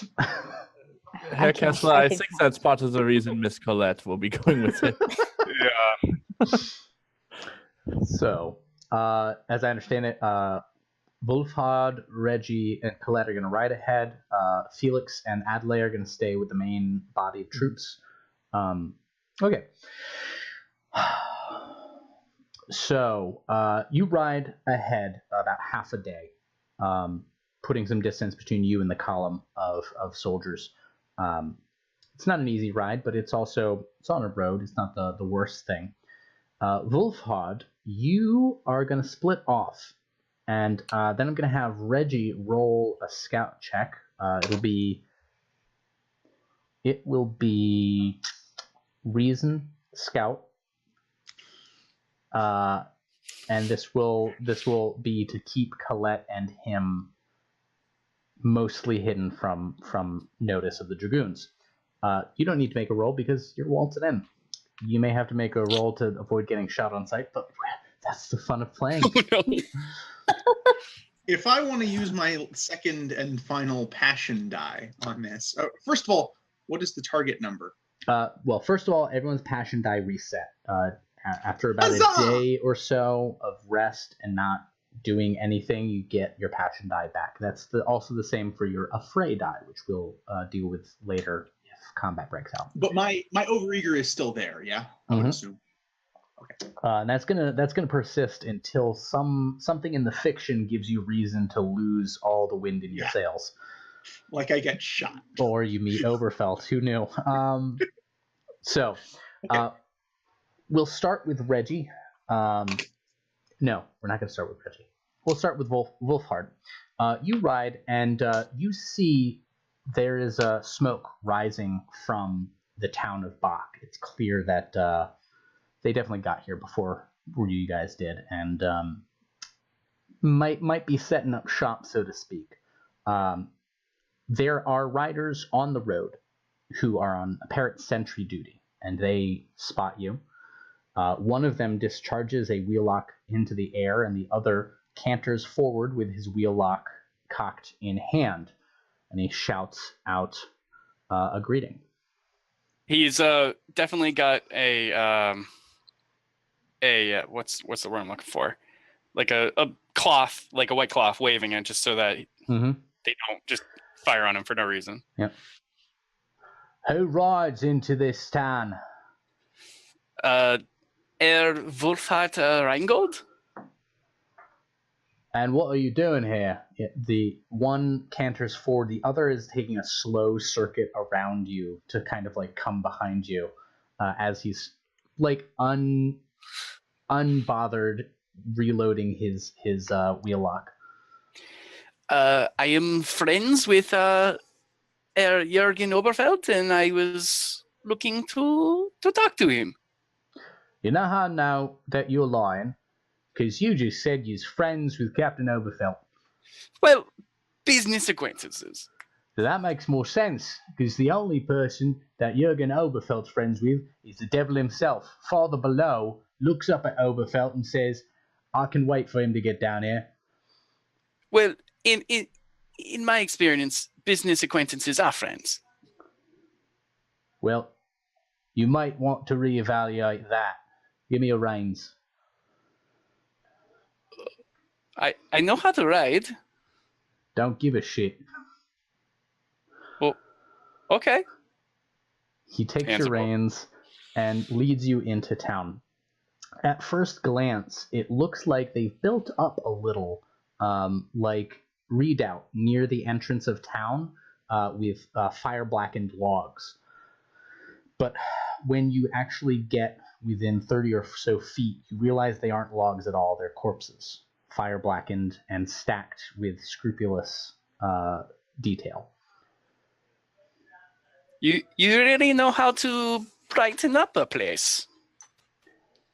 They stay utterly silent as they lead you into the town. The streets are empty except for the signs of violence. A broken wagon here, a dead horse there, a lot of blood splattered, gunshot holes in windows and doors. Most of the doors have been kicked in. Piles of loot have been spilled out into the street.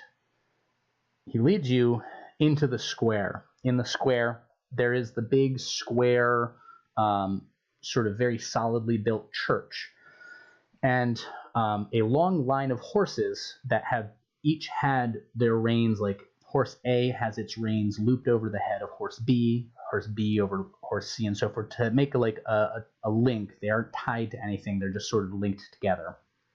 And there are a lot of dragoons milling about bearing the colors of the Black Band, mostly divvying up gold and silver and silverware that they found in town in a big pile. Seated on a massive destrier is someone you can't mistake for anyone but Captain Jurgen Oberfelt. He is dressed head to toe in soot-blackened armor. It's literally black armor with beautiful gold filigree on some of the edges.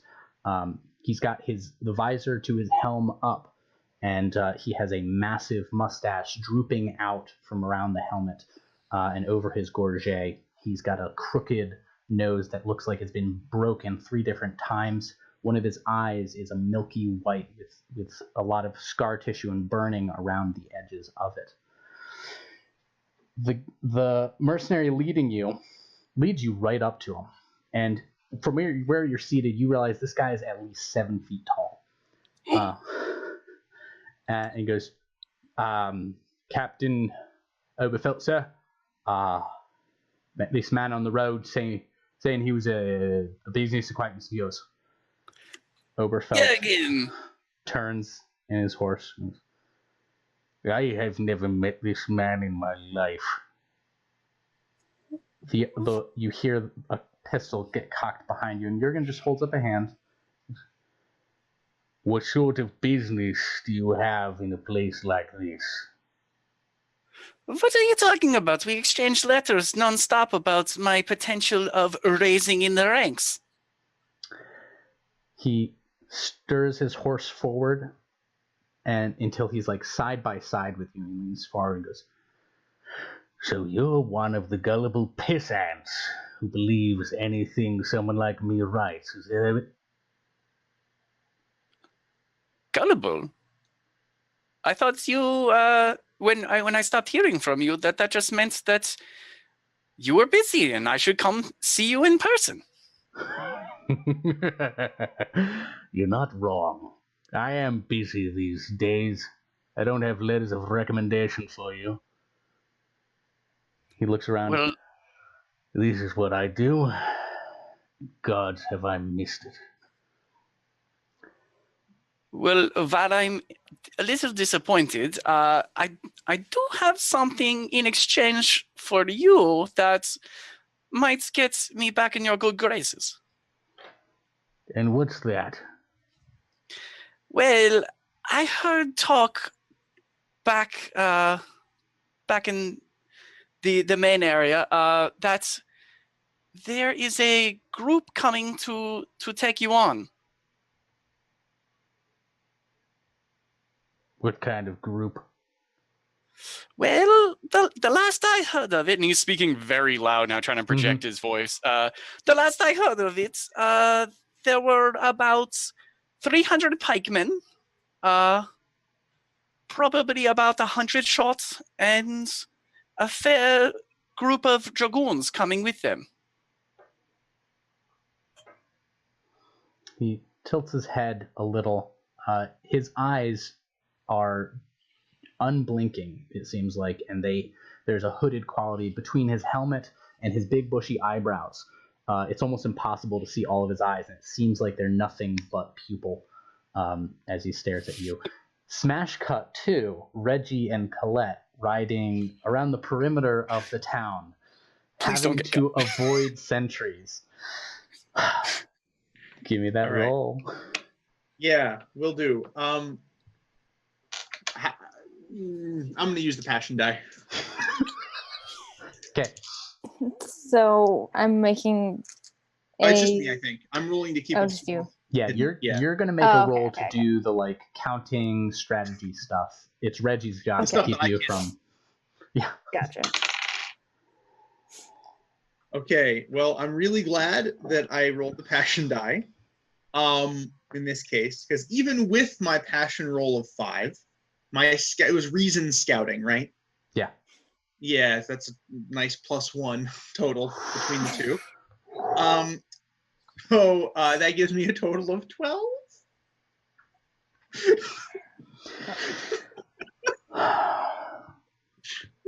How experienced is Reggie as a warrior? As a warrior, quite. As a scout, Okay. Or at least he's very practiced. I don't know how many actual battles he's been. But he has +5 at gentlemanly arms. Okay. I'm trying to think what condition you're going to get for that passion die. Okay. You managed to find a hill somewhat overlooking the town. Unfortunately, halfway through your scouting, a sentry rider comes up. You manage to roll yourselves into a ditch, but the rider comes and stops right near the escarpment. It's like that scene in Lord of the Rings, right? You're married. You're the hobbits. Yep, except he's a ring race. Yeah, except that the horse is standing sort of on your arm. Oh. Yeah. Okay. So go ahead and just put down in pain. It didn't break the arm, but you have a massive bruise on your right arm, in the degree of your passion die. Okay. Josie, give me that roll to check and sort of what is your focus, because you don't have enough time to do both. Do you want to get an accurate count of the soldiers or a favorable read of the terrain? I think a read of the terrain, it seems like more what I would do just if I'm kind of just trying to go through this quickly as we're getting out of sight. Mm-hmm. Just kind of getting the lay of the land, I think. Okay. So that would probably be reason and... Yeah, reason and your warfare tactics would help here. You're sketching out the terrain to get an accurate or semi-accurate battle map. Difficulty is going to be, we'll make this 11. Okay. Well, I roll, sorry, I'm adding everything up. 15. 15. All right. Yeah. You now have an accurate battle map, and you see that there is something of a defile. It's sort of hidden because so much of the land looks flat. There is, in fact, a kind of dip in the terrain. If you posted up there with your soldiers, you would have a very defensible position because the horses are not going to be able to go up and down. That would break up their formation more than would break up yours. So you would have an advantage if you set up there. Okay. Now you know that. And now we return Hope it was worth it. Yeah, we return to Rheingold. You're telling me that they've got almost a battalion and a half of men from the Lichtenfeld chasing me?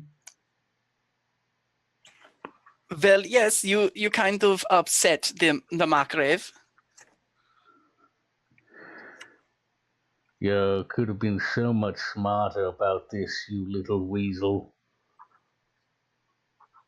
You think I don't know the Margrave's attitude towards his own towns? Do you not think I've been having my fun because I know that cranky old bastard won't set foot outside his own fucking doorstep? Well, he's not coming, but some disgruntled countrymen convinced him to lend some of his men to their cause. Go ahead and roll intuition with anything that would help towards deception, lying, deceiving. Could the gossip work for that? Yeah. Oh, gossip is like 80% making things up. Okay. So I'm rolling a 20 and then adding the modifiers to that. Yes. The target number is 15. Oh no, come on, baby. Oh, I rolled an 18 without any modifiers. My intuition is a -1, so that would go down to 17, but my gossip is a 5, so that would go back up to 22. Did you want to mislead him about the numbers coming? Or did you want to lie about them coming at all? Oh god. So like you're saying like whether do I convince him about the size or do I convince him because he doesn't think that they're coming? Yeah, like do you want him to think no one's coming or a larger force is coming than is or smaller forces? I'm going to say he's leaning more towards a larger force because he's kind of hoping that will scare some of his people away. Okay. Okay. He goes, I heard Schweinberg might be in Lichtenfeld. You said there were dragoons, eh? All assortment. I've always wanted to take a piece of his flesh. All right, then. Yes. All He's right, rather then. annoying. You gullible weasel. You're my new standard. If I could mount you on a fucking pole and wave you about like a flag, I would. You're my good luck charm now. You're gonna stay close right next to me. Oh, okay. Or you can ride and see if you're faster than a musket ball. Your choice. No, I have extreme confidence in our abilities. He looks at one of his men and gestures towards the church. They dismount and move to roughly dismount you and march you to the church where they're going to keep you sort of under guard. And now we can bring the rest of the group back into this. So Reggie and Colette return from their scouting trip. You now have a defensible or at least tactically advantageous position in which to place your troops. You have a semi-accurate understanding of their numbers, and they are going to be less motivated to fight you because they think you're going to be a vanguard of a much larger force. So let's do this. I actually wasn't anticipating using the mass combat rules for this playtest, but they're workable, so I figure why not use them. I won't go into the specifics of how all this stuff is calculated, but suffice to say, a standard usual unit of troops is a size 3 and a quality of D8. Now, you guys have had to make do with sort of the drippings of the mercenaries that are left in Lichtenfeld. You had to skim off the unscrupulous members of the militia, and you had to go to René Lefebvre to find anyone he could. So this would drop the D8 down to a D6. However, Josie pulled on the heartstrings of a lovesick captain, and those officers that he brought with him are definitely going to do better. So that D6 goes back to a D8. It ends up being a bit of a wash, and you now have a regular. So size 3, quality D8. You're facing size 4, quality D10. Unfortunately, they are in fact at almost full strength, so they outnumber you. And these are the Black Band Dragoons. They are well trained. Jurgen Oberfelt does not allow weakness in his mercenary company. Finally, you have a tactically advantageous position, so that D8 quality bumps up to a D10. So it's going to be 4D8 versus 4D10 versus 3D10 when this confrontation happens.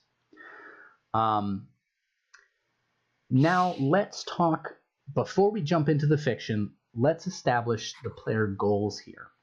You know your little armies are going to fight, but how are we translating that into killing Jurgen Oberfelt? Rheingold has not returned. As far as you know, he's in town next to the monster. So how are you going to translate this military confrontation into the assassination that you're looking for? I have a quick question about the actual fight itself. Yes. Would Felix's use of experimental artillery impact our dice power at all? Not in this case, because they aren't armed with anything experimental. If you had like brought or looked for like a new type of cannon to bring, but right now it's pretty bare bones. That would probably help you set up your keg of black powder if you wanted to like make a landmine or something like that. Yeah, I think part of what Felix would have been doing while he was staying back in camp would be to be crafting as many of these explosives and bombs as he could. Okay. Success or failure, you're going to use up your black powder. Mm-hmm. I'm not going to make you roll yet, because the truth is you don't know how good these like grenades are until you use them. So when the battle comes, you're going to make your check, and on a success, you're going to improve the quality of your troops to a D12. Excellent. On a failure, you just wasted a lot of gunpowder. So that'll help again with the confrontation, but it's still a question of how do you isolate him? How do you get to the Black Rider of Brunswick? You said that I'm being kept next to him during the fight? You don't know that yet. For now, you are being kept in the church. It's where he has set up his camp. Like, he's got all his military stuff. He swept the altar, and he's eating his meals there, and like has all his maps laid out. And he comes and goes as he pleases, but you are basically under guard by these two dragoons at all time. How blasphemous! Yeah, this he's not a very pious man. In case that wasn't clear from the characterization so far, Dan. I wonder if. Go ahead. I was just gonna say, I wonder if Captain Oberfelt's ego is such that he wouldn't be able to turn down someone challenging him to duel. I don't know. Yeah, it feels like a toss-up. His reputation is that he's accepted duels before and killed men in cold blood as well. So it's like, ooh, what day are you getting him? Are you getting him on duel day or murder day? Also, just make sure, Jeff, you know that you're muted. I know. Okay, good. I didn't want you to be like, why is everyone ignoring me? I've had that happen before. No, I'm just pondering. Okay. As far as, I really have no brilliant plan to get to him other than, try to ride, either like skirt the battle and get to where he is in the back, or ride through the men to get to, I'm not exactly the most devious planner, though. Yeah. Somehow we'll get him. That's my plan. We're going to take down his men, and get to him. Step 1, fight. Step 3, kill Jurgen. Step 2, something. I feel like Wolfhard would be talking to his guards and trying to talk up the size of the army coming to take them out, and how potentially the Markgrave might reward people that turn on the captain. Yeah. All right. You succeeded at your check. I'm inclined to drop their D10 down to a D8 because they're generally demoralized at the idea that Oberfelt's going to drive them, like cavalry dragoons, into the jaws of a much larger force. So they are not keen to fight. And you get the impression that's working. They are afraid of Oberfelt. They're very afraid of Oberfelt, but they're starting to get a fear of the battle as well. So if you want, this could just be a let the armies fight and see what shakes out. If That's you're the into best that. I got. If there's a little bit of extra time before that, I think I want to try and apply Advai's mechanical engineering skill towards trying to set up a few traps. Okay. All right. And like the bombs, we'll make that roll when battle commences because you won't know exactly how well they fell into the trap until they fall into it or not. That is fair. All right. Where is everyone within the formation? So very broadly, a pike and shot formation is a square of pikemen in the center, and then you have the sleeves of the shot on the sides. And they shoot, and then if they get charged by cavalry, they retreat into the pike square for protection. And if not, they just stay out on the wings shooting. So where do you want to be, like in the center of the pike commanding people? Do you want to have a pike in the front of lines? Do you want to be with the arquebusiers and musketeers on the flanks? So I can shoot, but I have 5 hit points, so wherever is safest is probably for the best. Fair. So you're probably right. You're like where the musket sleeve meets the pikes, so you can just like take one step to your right and you're in the pikes and you're fine. Okay. Felix is probably in the same position on the other side. Okay. And I will most definitely not be carrying a pike. It's gentlemanly arms. Thank you very much. Not vulgar arms. Like pikes. Where would the officers be? Officers would either be in the center or literally riding around the outside directing the men. So where's Reynard and his 2 adjutants in this case? They are directly in the center coordinating the body of troops as a whole. Okay, I'll take the other side then. I'll be on the fringes riding about. Okay.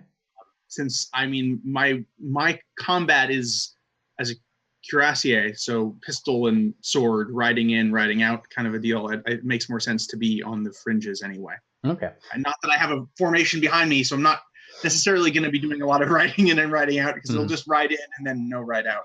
But all right, Herr Kessler. We're standing with the musketmen. Okay. Alrighty then. That just tells me sort of within the fiction where you might be threatened by things as they develop. The Reynard forms the men and marches to the defile that Colette had indicated on the battle maps. The men are not eager, but they've been armed with grenades, and that's awesome. This is new. They feel very comfortable and confident with the leadership they've got. The sentries note the body of troops coming in, and immediately there's a call that Rheingold, you are privy to, a horn blast, a bunch of drumming as the dragoons meet in the square and start unhooking their horses and mounting up, loading weapons, setting setting the matches to their glowworms. The long saltpeter rope that used to set off the musket is called a glowworm. That's just what they call it. The dragoons ride out They ride out in several waves, each one sort of coming up, taking their shots, and then fading away. Some of them dismount to set up a steady skirmish screen to harass your unit. And a furious exchange of gunpowder ensues. Black powder smoke very quickly obscures the battlefield. Who wants to make the roll for your formation? It's going to be 3d12. Felix and Kessler, now you are going to make your checks to see if we improve that at all. And I'm going to roll for the Dragoons. We're 3d10, right? Not d12. No, it bumped up to d12 because of Rheingold. His. Oh, I thought that bumped them down. No, wait. If Felix and Kessler succeed, it goes up to the d12. My bad. Okay. So, Felix, go ahead and roll. It's gonna be. You've got a lot of grenades to make for this to be effective. So I'm gonna set the target number at 14. It's gonna be reason plus your tinkering gunpowder thing you've got going on. Yeah. So total 15. I got a 19. Yeah. All right. So that D10 becomes a D12. Kessler, go ahead and make a roll, and we'll say the trap reduces their effectiveness from a D8 to a D6. On a success, you're also at 14. Huh. I rolled the target number exactly after the sum. I'm assuming you said it was reason, right? Yes. Yeah, so 11 plus 2 plus 1 is 14. Wow. All right. So they're rolling 4d6 against 3d12. Who wants to make that roll? Who wants to shoulder that burden? 3 of us can each roll 1d12. That's true. I'll roll a d12, but just one. I don't trust myself. Anybody else want to join in? Sure. I got an average 6. I'll roll the third one. Oof. Dandy. Got a 3. And I got a 12. Nice. 21 total. They rolled a 17. In the first 30 minutes, the exchange of fire is continuous. Musketeers discharge their weapon and march to the back. The next rank steps forward, lights their flash pan. The Dragoons keep a steady circle. They keep coming in waves and leaving in waves, and it's hard to tell at first that you're making any progress until your advance meets the line of traps that Kessler had helped set up, and you see there like 20 to 30 horses dead in these traps with broken legs. So more and more of these Dragoons are being sort of unhorsed. Their D6 quality is reduced to D4. So now they're rolling 4D4. Your quality is the same. So you're going to roll 3D12 against 4D4. All right, this is sounding good. It's not D12. Don't jinx us. It's not the D10 D12 now. because it's back down to D10 because the traps are done and the grenades are done, so it's D8. Okay. Or they're D6 and we're D10, actually. Because the traps reduced them, and Yeah. now it doesn't anymore. Thank you. Yes. So we're D10s, they're D6s. Okay, I'll roll a D10. Wait, so D10s? Not Yeah, we're D- D10s now. Okay. 7. I only got a 1. 8. 7 plus 1 plus 8. For 16. They got an 18 again. Oh no! Ah, shit! The first two I rolled it was a 6 and a 6. I was like, ooh. Oh no! Oh no. As you get closer to town, the Dragoons are falling back to these makeshift barricades of corpses and like the natural defensive portions of the town. Your pikemen are no longer really helpful. They're at most sort of cover for the arquebusiers, and your arquebusiers are being outshot.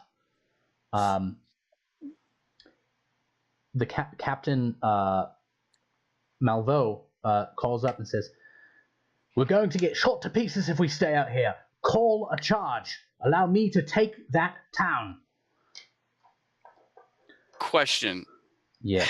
Where am I, and what do I know about the fight so far? You and 2 guards are alone in the church. Oberfelt, you can hear him bellowing orders just outside. You hear gunfire in the distance, screams, horses galloping to and fro. The two guards look nervous.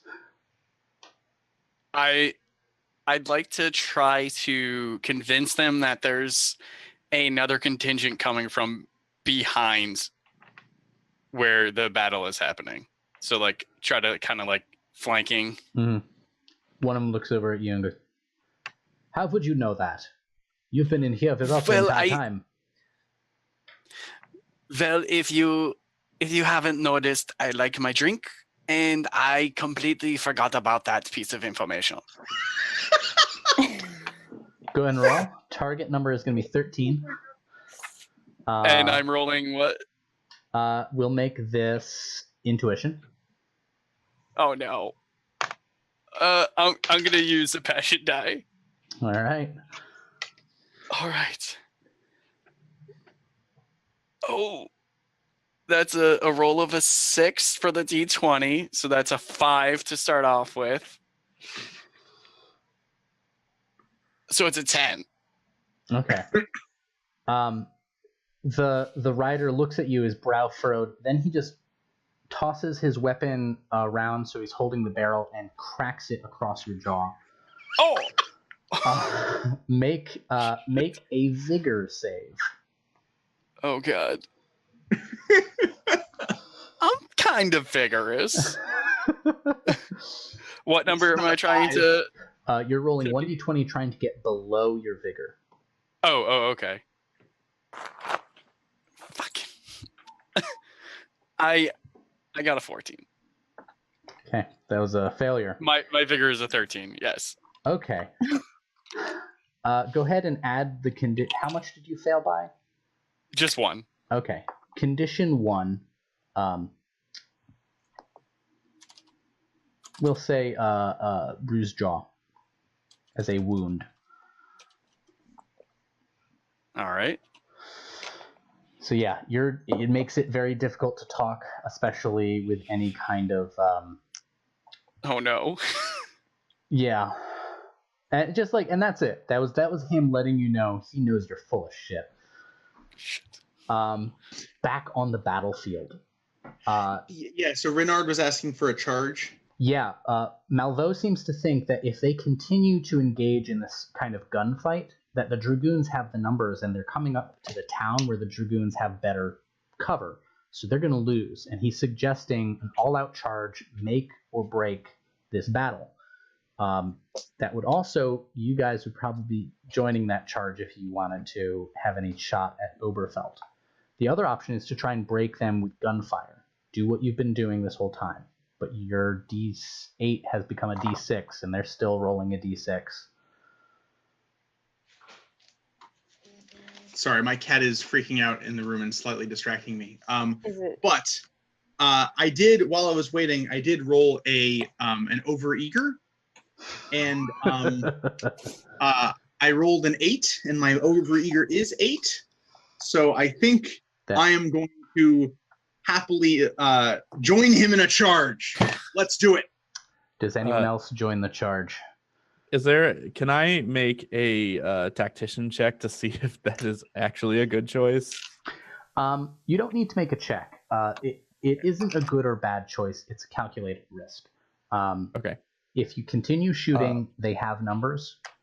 But if you charge, you're much better at close combat. You have pikemen. They only have these dragoons with like swords.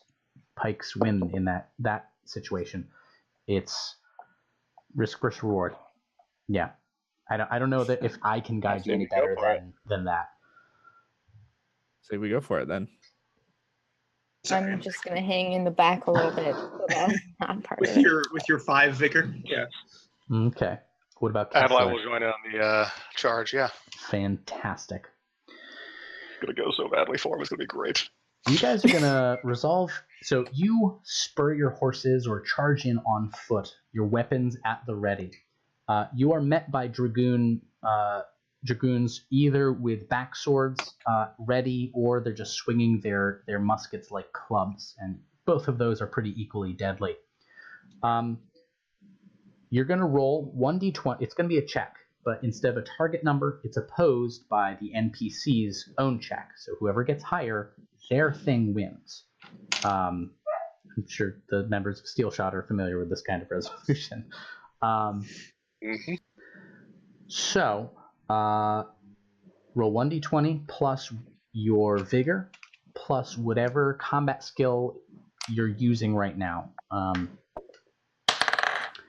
Now, you also have the option to include something called an Affray die.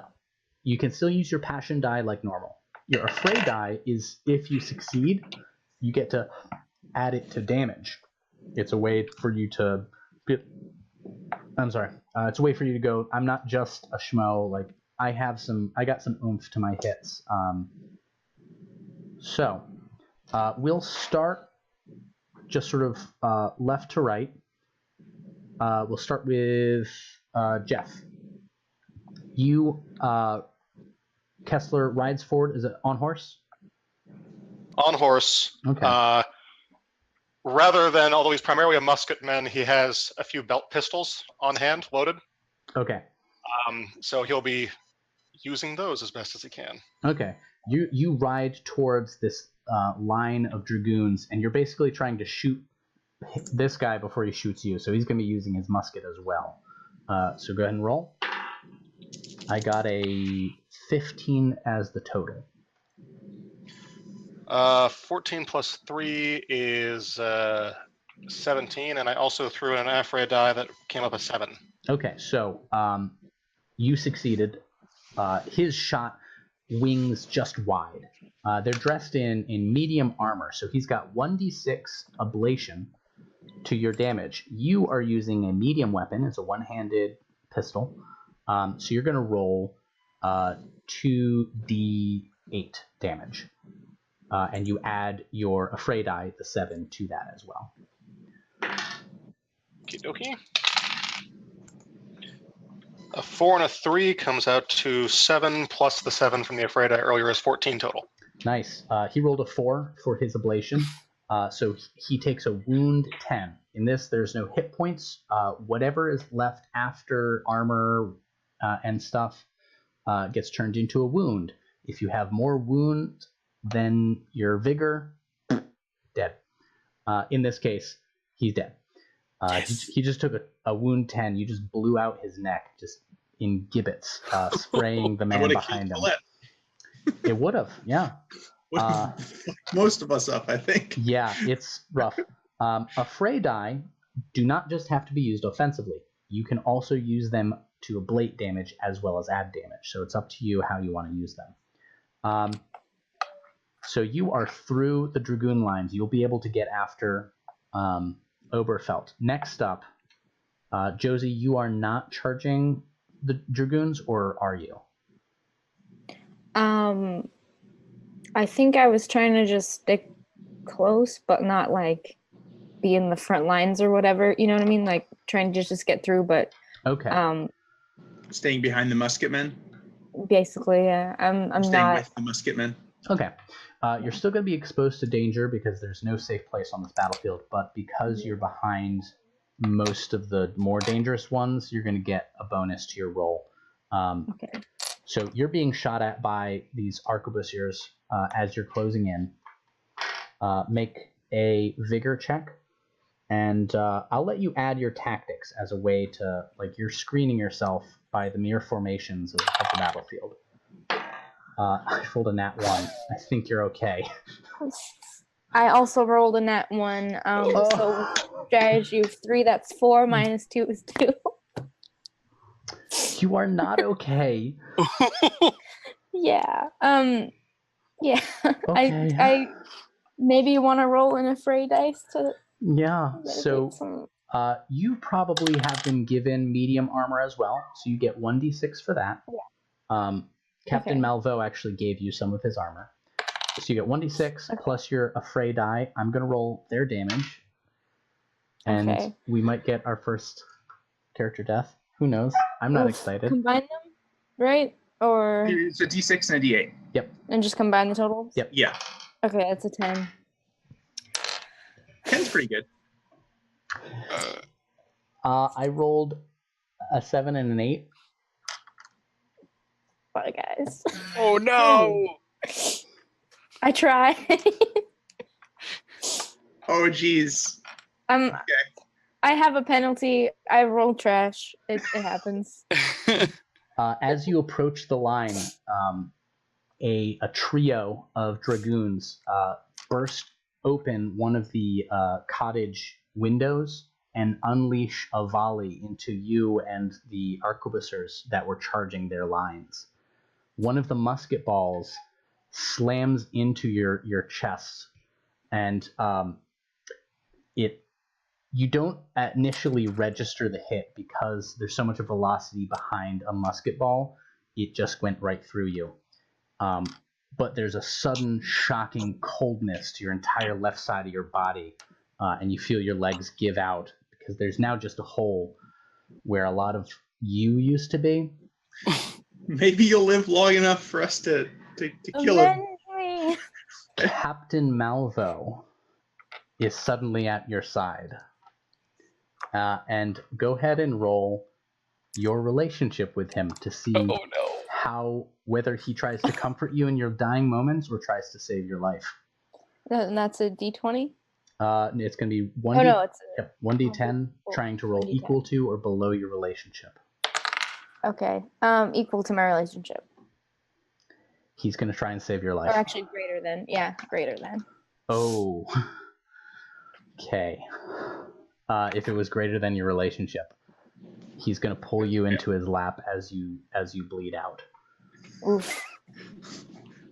And you barely hear his whispered words. He once more professes his love. He professes his helplessness in the situation, his sorrow, and he's making it all about him and what your death means to him. Oh.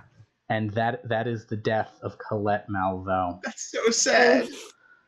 Yeah, everything else is an 8. Like, they're both 7, 8, and 8, and he's the 7, and I rolled an 8. Oh. You bastard. Wait, This is why I didn't marry him. if you rolled equal to, right? No, it's a 7 and she rolled an 8. Her things are all 8s and 7s, so she thought it was an 8 at first. Got it. Okay. Yeah. That is tragic. This is why I didn't marry him. It's true. Yeah. I mean, at every step, he made it about himself. That is tragic. We will get back to that this moment because there may be more going on there. We'll see. Next up is going to be Felix.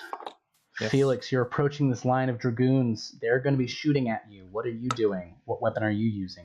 My plan is to grab a grenade from my personal stores that I have on me, because I have brains, and it's a good idea to have a large bag of explosions on your person on the battlefield. And my plan is to lob one and try and shoot it with my pistol so that it explodes. Woof. All right, let's do this. You get to roll 1d20 plus your vigor plus your musket skill or shooting skill, whatever you have in that regard. Oh, Lord. Got a 9 plus 3, 12. Will my Afraid dice add anything to this? It would add to damage, but you'd have to use Passion die, which I think you've used yours. I get 2, right? Yes. And you have one left? Will they reset? Did yeah. they reset? Okay, then yeah, I have mine.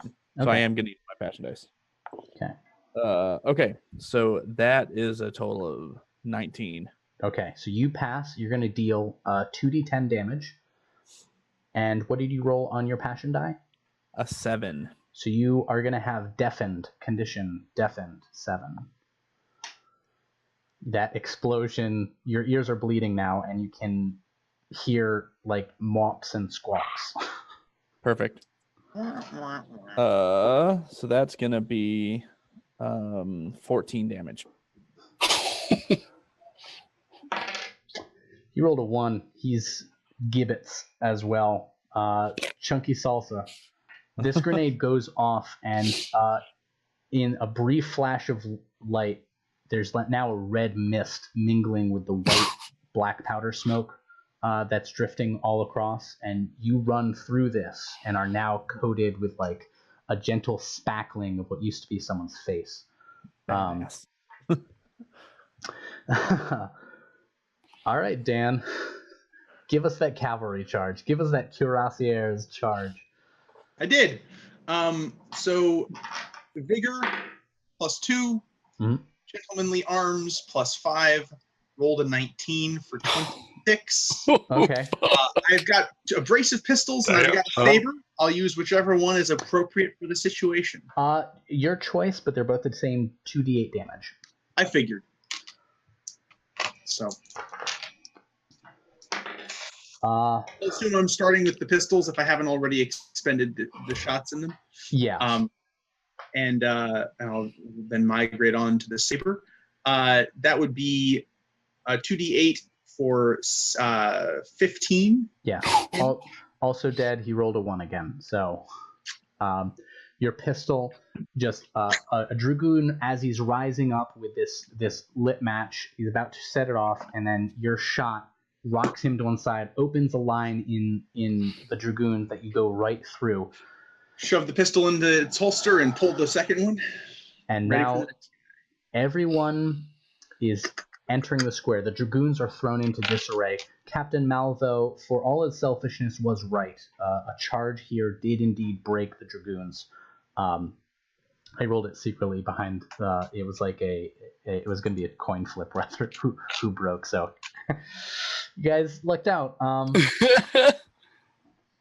As you ride into the square, there's a knot of more heavily armored, or at least more clean and put together dragoons clustered around none other than the giant Black Rider of Brunswick. He is looking to break through you guys and make his escape. He is bellowing, his visor is down, he looks like he's out of some woodcut of the devil himself.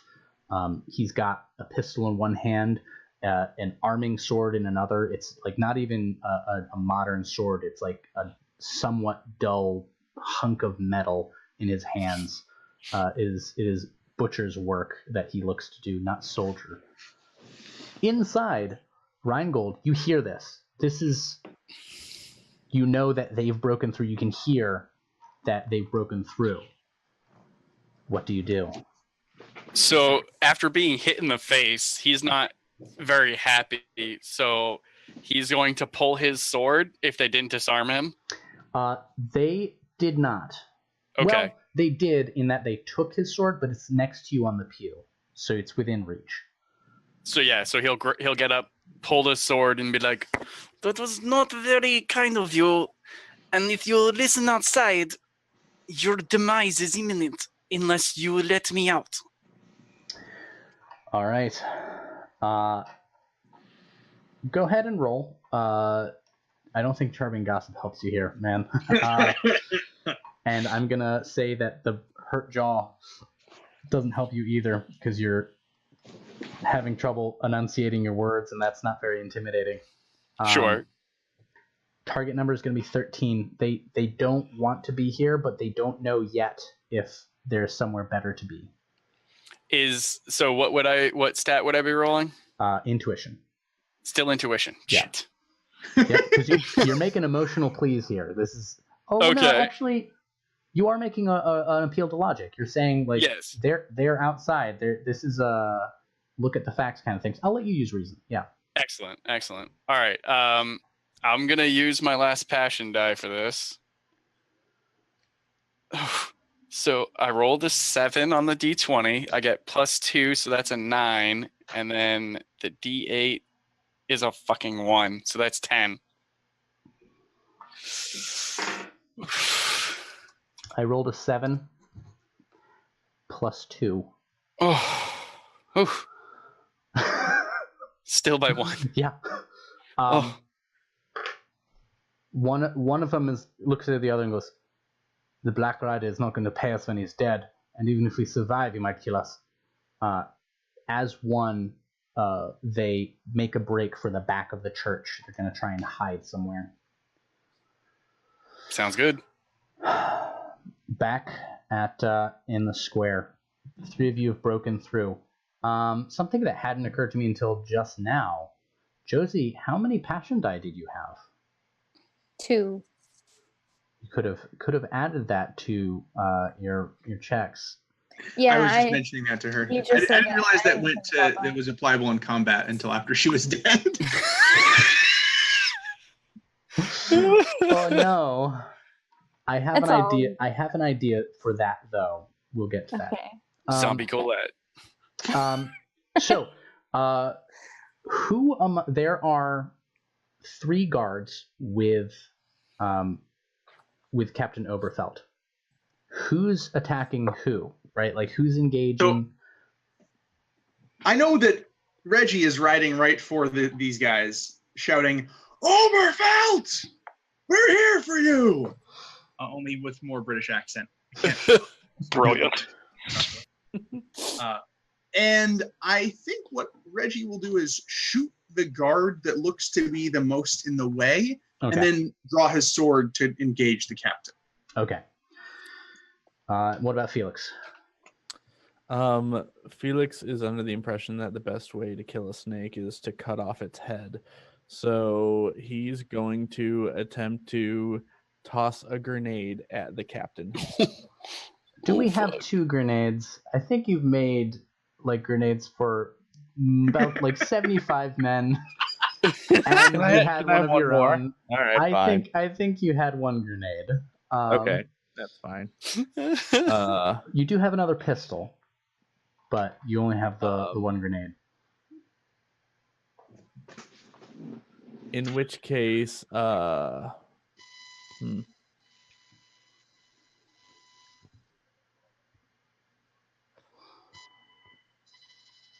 he will come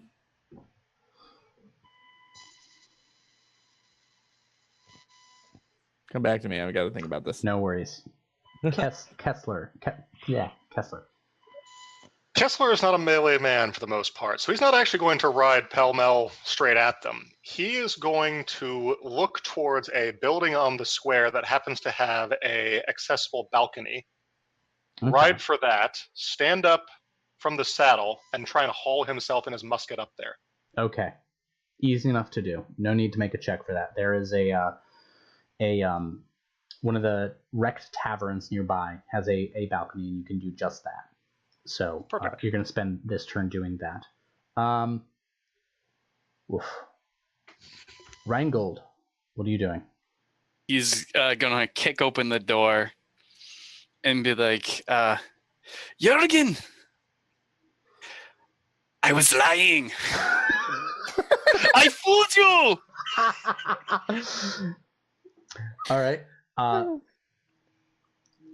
You feel the malice rolling off of him without him having to respond verbally.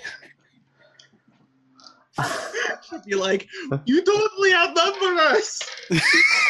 What this means, Felix, what are you doing? Because right now, it might be Reggie against 4 guys. Well, I feel like Rheingold would have gone in to join the fight a little bit. But... Okay, so you're going to engage one of the guards. Reggie's shooting at one of the guards as he charges. Felix is going to make a comment about how there's no real sport in 5 against 1. He's going to pull out his rapier and stand at Reggie's back. Okay, so you're going to engage someone coming after Reggie? Yep. Okay. As it turns out, it's Captain Oberfelt. So, Rheingold, one of the guards, splits off to fight you. Reggie, go ahead and take a shot at one of the guards, because that might take him out of the equation entirely. Kessler is currently climbing onto the balcony, and Wolkenstein, you're going to intercept the Captain Oberfelt as he countercharges Reggie.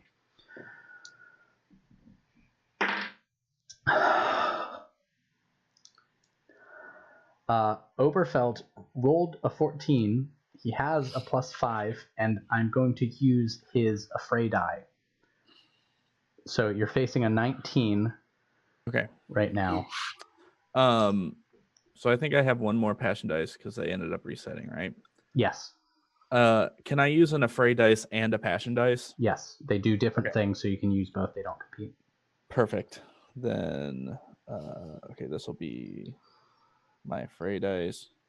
This will be my Passion is for D20 dice. rolls. Affray is for damage and ablation. Yep. Oh, can I just wait to do my Affray then? Because that doesn't really do anything right now. Yes. Yeah, you do. Okay. You don't have to spend it unless. 15. It's only a 16. This meat cleaver of an arming sword sweeps your little rapier to one side, and on the backslash, you have, we'll say, medium armor, I think is appropriate for your character. So you have 1d6 ablation. He rolls 3d8 damage. Fuck. Bye, everybody. So that is 8 plus 7 again. That's 15 damage. Well, I take 10 damage, and I have a vigor of 7. So, What about your Affray die? oh wait, does that add to this? Okay. Yeah, you can use a fray die as ablation. Oh, then yes, that's gonna mitigate 12 damage. Okay. So you take 6 and you're at 1. Yes, I'm at 1. Oh, fuck. I mean, you're not at 1 because you Well, have right. 6 and you have 7 vigor. So you're- Okay. in D&D terms, you'd be at 1. All right. Let's say you have ruined right arm, degree 6 is the wound that you should put down. Okay. Ouch. He sweeps his blade down on your rapier, and as you try and like riposte along its length, he just carves his blade up your forearm and bicep, opening it up to almost the bone in places. Great. Ouch. Reggie, you want him to take that pistol shot now? Yeah, I did. I got a That's right. 17 for the guy engaging you. I also got a 17. So Plus 7. So I don't know what that means. you were the active person in this. You were actively shooting at him. He was opposing it. So you won. Okay. Yeah. Okay. Ouchies. 14 damage. Okay. Yeah. I got it. I keep rolling ones for these Nice. these riders. They're really bad at their armor. Right between the eyes. Yep. All right. Sword out. All And right. I'll wheel around to face Jurgen at this point. Yeah. Yeah, this is bad. This is so bad, guys. Jurgen, now there's one facing Rheingold, I believe. All right, Rheingold, what do you do? One of the riders rushes you, and it looks like he's got his saber out, and he's going to try and sweep you with it, just like carve up your face as he rides by. What do you do? Oh, he's on a horse. Yeah, they all are. Oh. I assume he would, because he's only wearing light armor, he would try to roll out of the way. Okay. Go ahead and make a vigor check. Fuck. That's a total of 9. Got a 16. Oh, fuck. You going to use any Affray die to ablate damage? Yeah. Did 5 damage. I rolled a 2 on the Affray die, and I get a D4 for armor. Yes. I got a 3 for the D4, so that's a total of 5. All right. Your armor saves you. So put wound 0 as a degree 0 wound, bruised chest. So it didn't open your skin. It hurt, but it's not gonna actually slow you down. All right. And he like wheels, and he just keeps riding. He's abandoning Jurgen. Jurgen is by himself now, and he's facing Felix von Wolkenstein, who is on death's door. He's facing Reggie, who's at full strength, and Kessler is now setting up I'm guessing his musket on that balcony. Oh, yeah. Tell me what you guys are doing. Who's engaging? I'm engaging the fuck out of Jurgen with my. Oh, you know what? Let's think that overeager.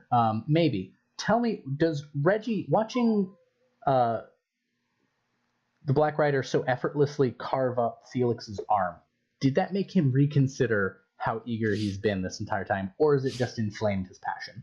I think that he's very. I don't think that that's going to discourage him. I think maybe after the battle, seeing that people are actually dead and people that he knew are dead, I kind of feel like he doesn't have a lot of actual battle experience, but lots and lots and lots of vigorous training. Okay. And so after the fact, I think he might be traumatized, but right now he's pumped. The adrenaline crash is real. Yeah. Okay.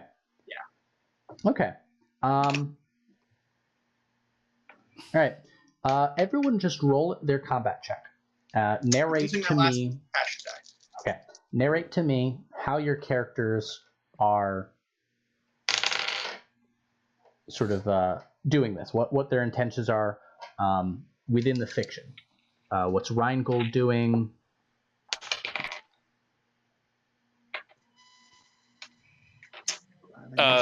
Rheingold was gonna try to like jump in and stab and then jump away, but I rolled a 2. So. Okay. Quick question. Yes. I've still got 2 passion dice left. Can I spend 2 on a single roll? No.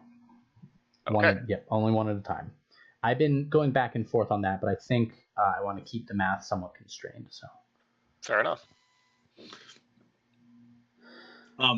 With my passion die, which was a higher roll than my actual d20, which is always a great sign. But still, 6 plus 7, and then 7 for my 2 vigor and 5 gentlemanly arms, massive bonuses. Total of 20, I believe. 7 plus 7 plus 6. Okay. All right. Felix is taking the last shot he has, kind of a death throes of sorts. All right. And he got a 19 with his pistol shot. Okay.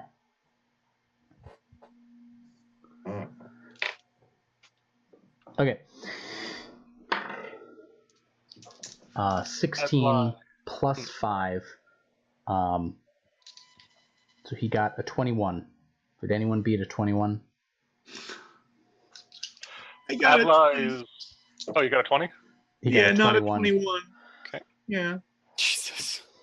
Adla is going to walk along the balcony, find the shade, musket in hand, crooked between his right and left arms, held in sort of a, I don't know if you're familiar, but kind of rests to the barrel along the elbow point, basically, with the butt against the other elbow, and you lean your head along the side.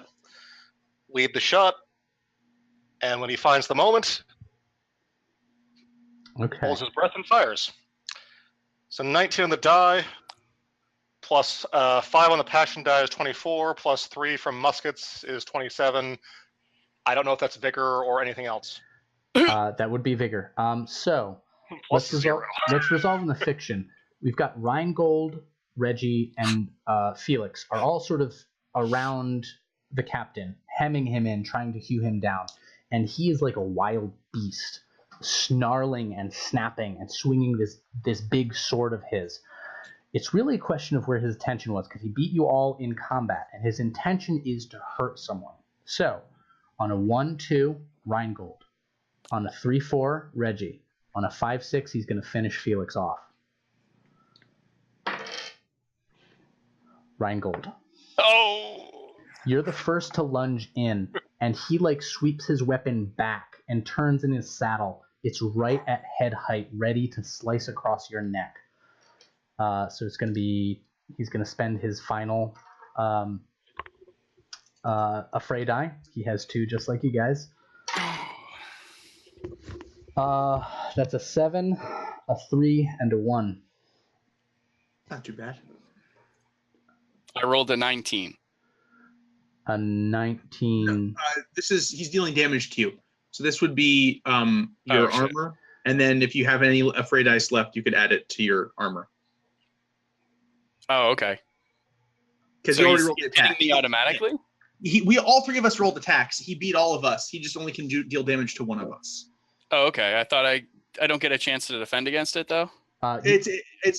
opposed, when we make an attack roll and he makes an attack roll, one of us deals damage to the other. So we all made attack rolls in the beginning. I see. Okay. And he made a single attack roll that beat all 3 of our attack rolls.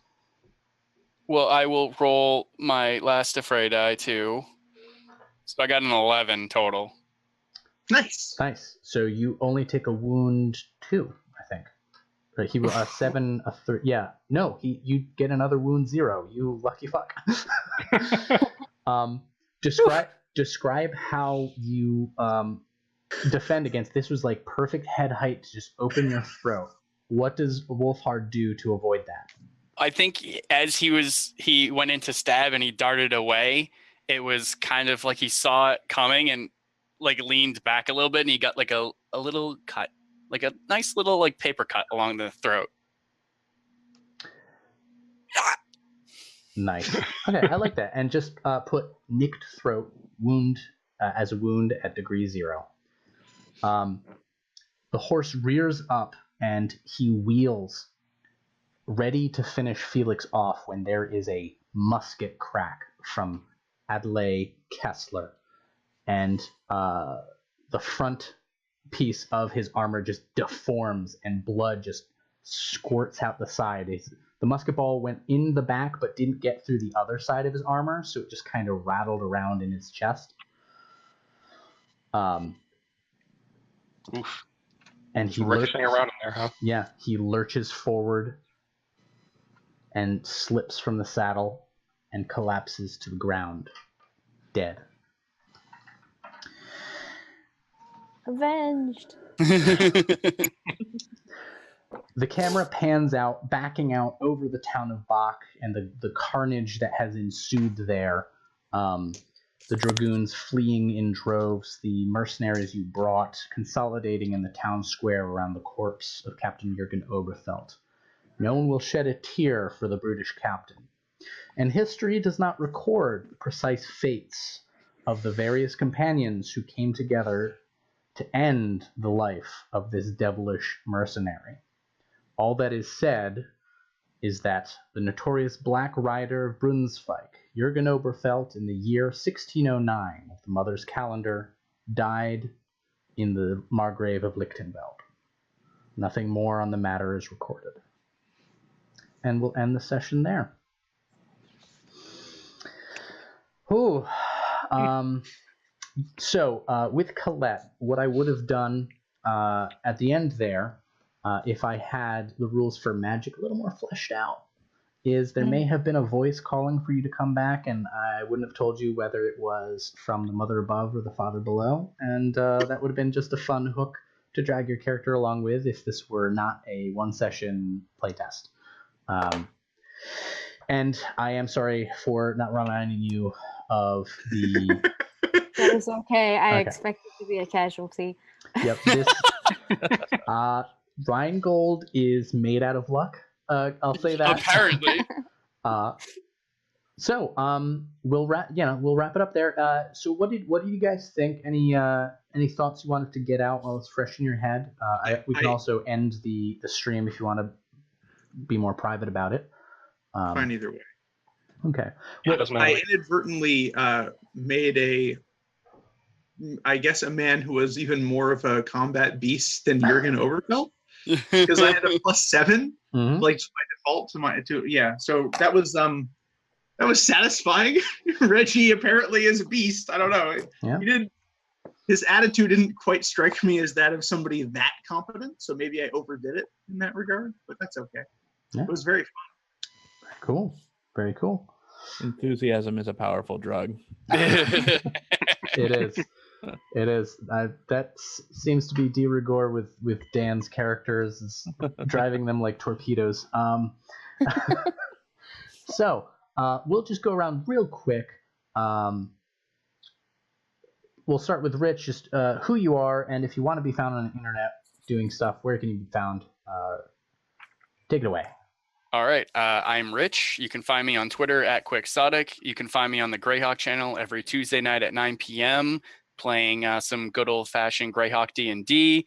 And you can also find me on an audio drama called Ghostlight Productions, where it's a like spacefaring theater troupe, and the first season is the Black Forest, where I play the main character Matt, who is searching the forest for his missing sister. Nice. Dan. Yeah, you can find me on the internet via Mostly Writes, one word. That is, it is one word, not Mostly Writes one word. That would be weird. I don't know what the one word that I mostly write would be. So mostlyrights.com, Twitter, Mostly Writes. Like I said before, Reddit, Mostly Writes. Write lots of steel shot exploits, lots of gritty, kind of odd fantasy stuff, mostly. Yeah. And I very rarely appear in streams like this. Very cool. Nat. You can find me all around the social media verse at Natural One. It's spelled a little odd. It's NATCH, and then some other letters. in my defense, I'm on the West Coast, so we started the stream at 8 a.m. for me. So Same. brain's not on. So You mean you people don't wake up at 4 a.m. normally? I do, but it's my weekend. I was really hoping not to. Fair enough. But here we thank are. you for joining I've had us. so much fun, and I'm glad I did. Awesome. You can also find me at doing some reviews at A Pawn's Perspective. So if you are a content creator and you are looking to have your things reviewed, feel free to DM me. I will almost certainly, when I get Wrath and Tears into a sort of publishable place, you'll be getting a copy. I'd love to have you review it. That's great. All right, Josie. Yep, Josie, go mostly by Mostly Works, just to play off of Dan's handle. But I mostly, as I'm currently unemployed, mostly draw, and I'm working on a board game with Dan. It's kind of a tabletop role-playing board game. And so when that comes out, I'll probably be hitting up Nat. Very cool. Yeah, so Twitter is just mostly Works, and Instagram is Pumpkin Beans. I have a website where I write, but it's pretty sparse at the moment, so I'm not really going to plug that. But you can always ask. Yeah, that's me. Very cool. And finally, Gyaf. In concert with not showing you people my face, I also don't engage in social media, so good luck finding me, people. All right. Well, thank you again, and thanks everyone for tuning in. Hope you enjoyed it. We will see you soon. I've been Colin Volcanet, your roll booth operator today. Keep tuned in. We've got some really cool shows coming down the pipeline. I think we're almost at a full weekly schedule now, so it's gonna be fun. Bye.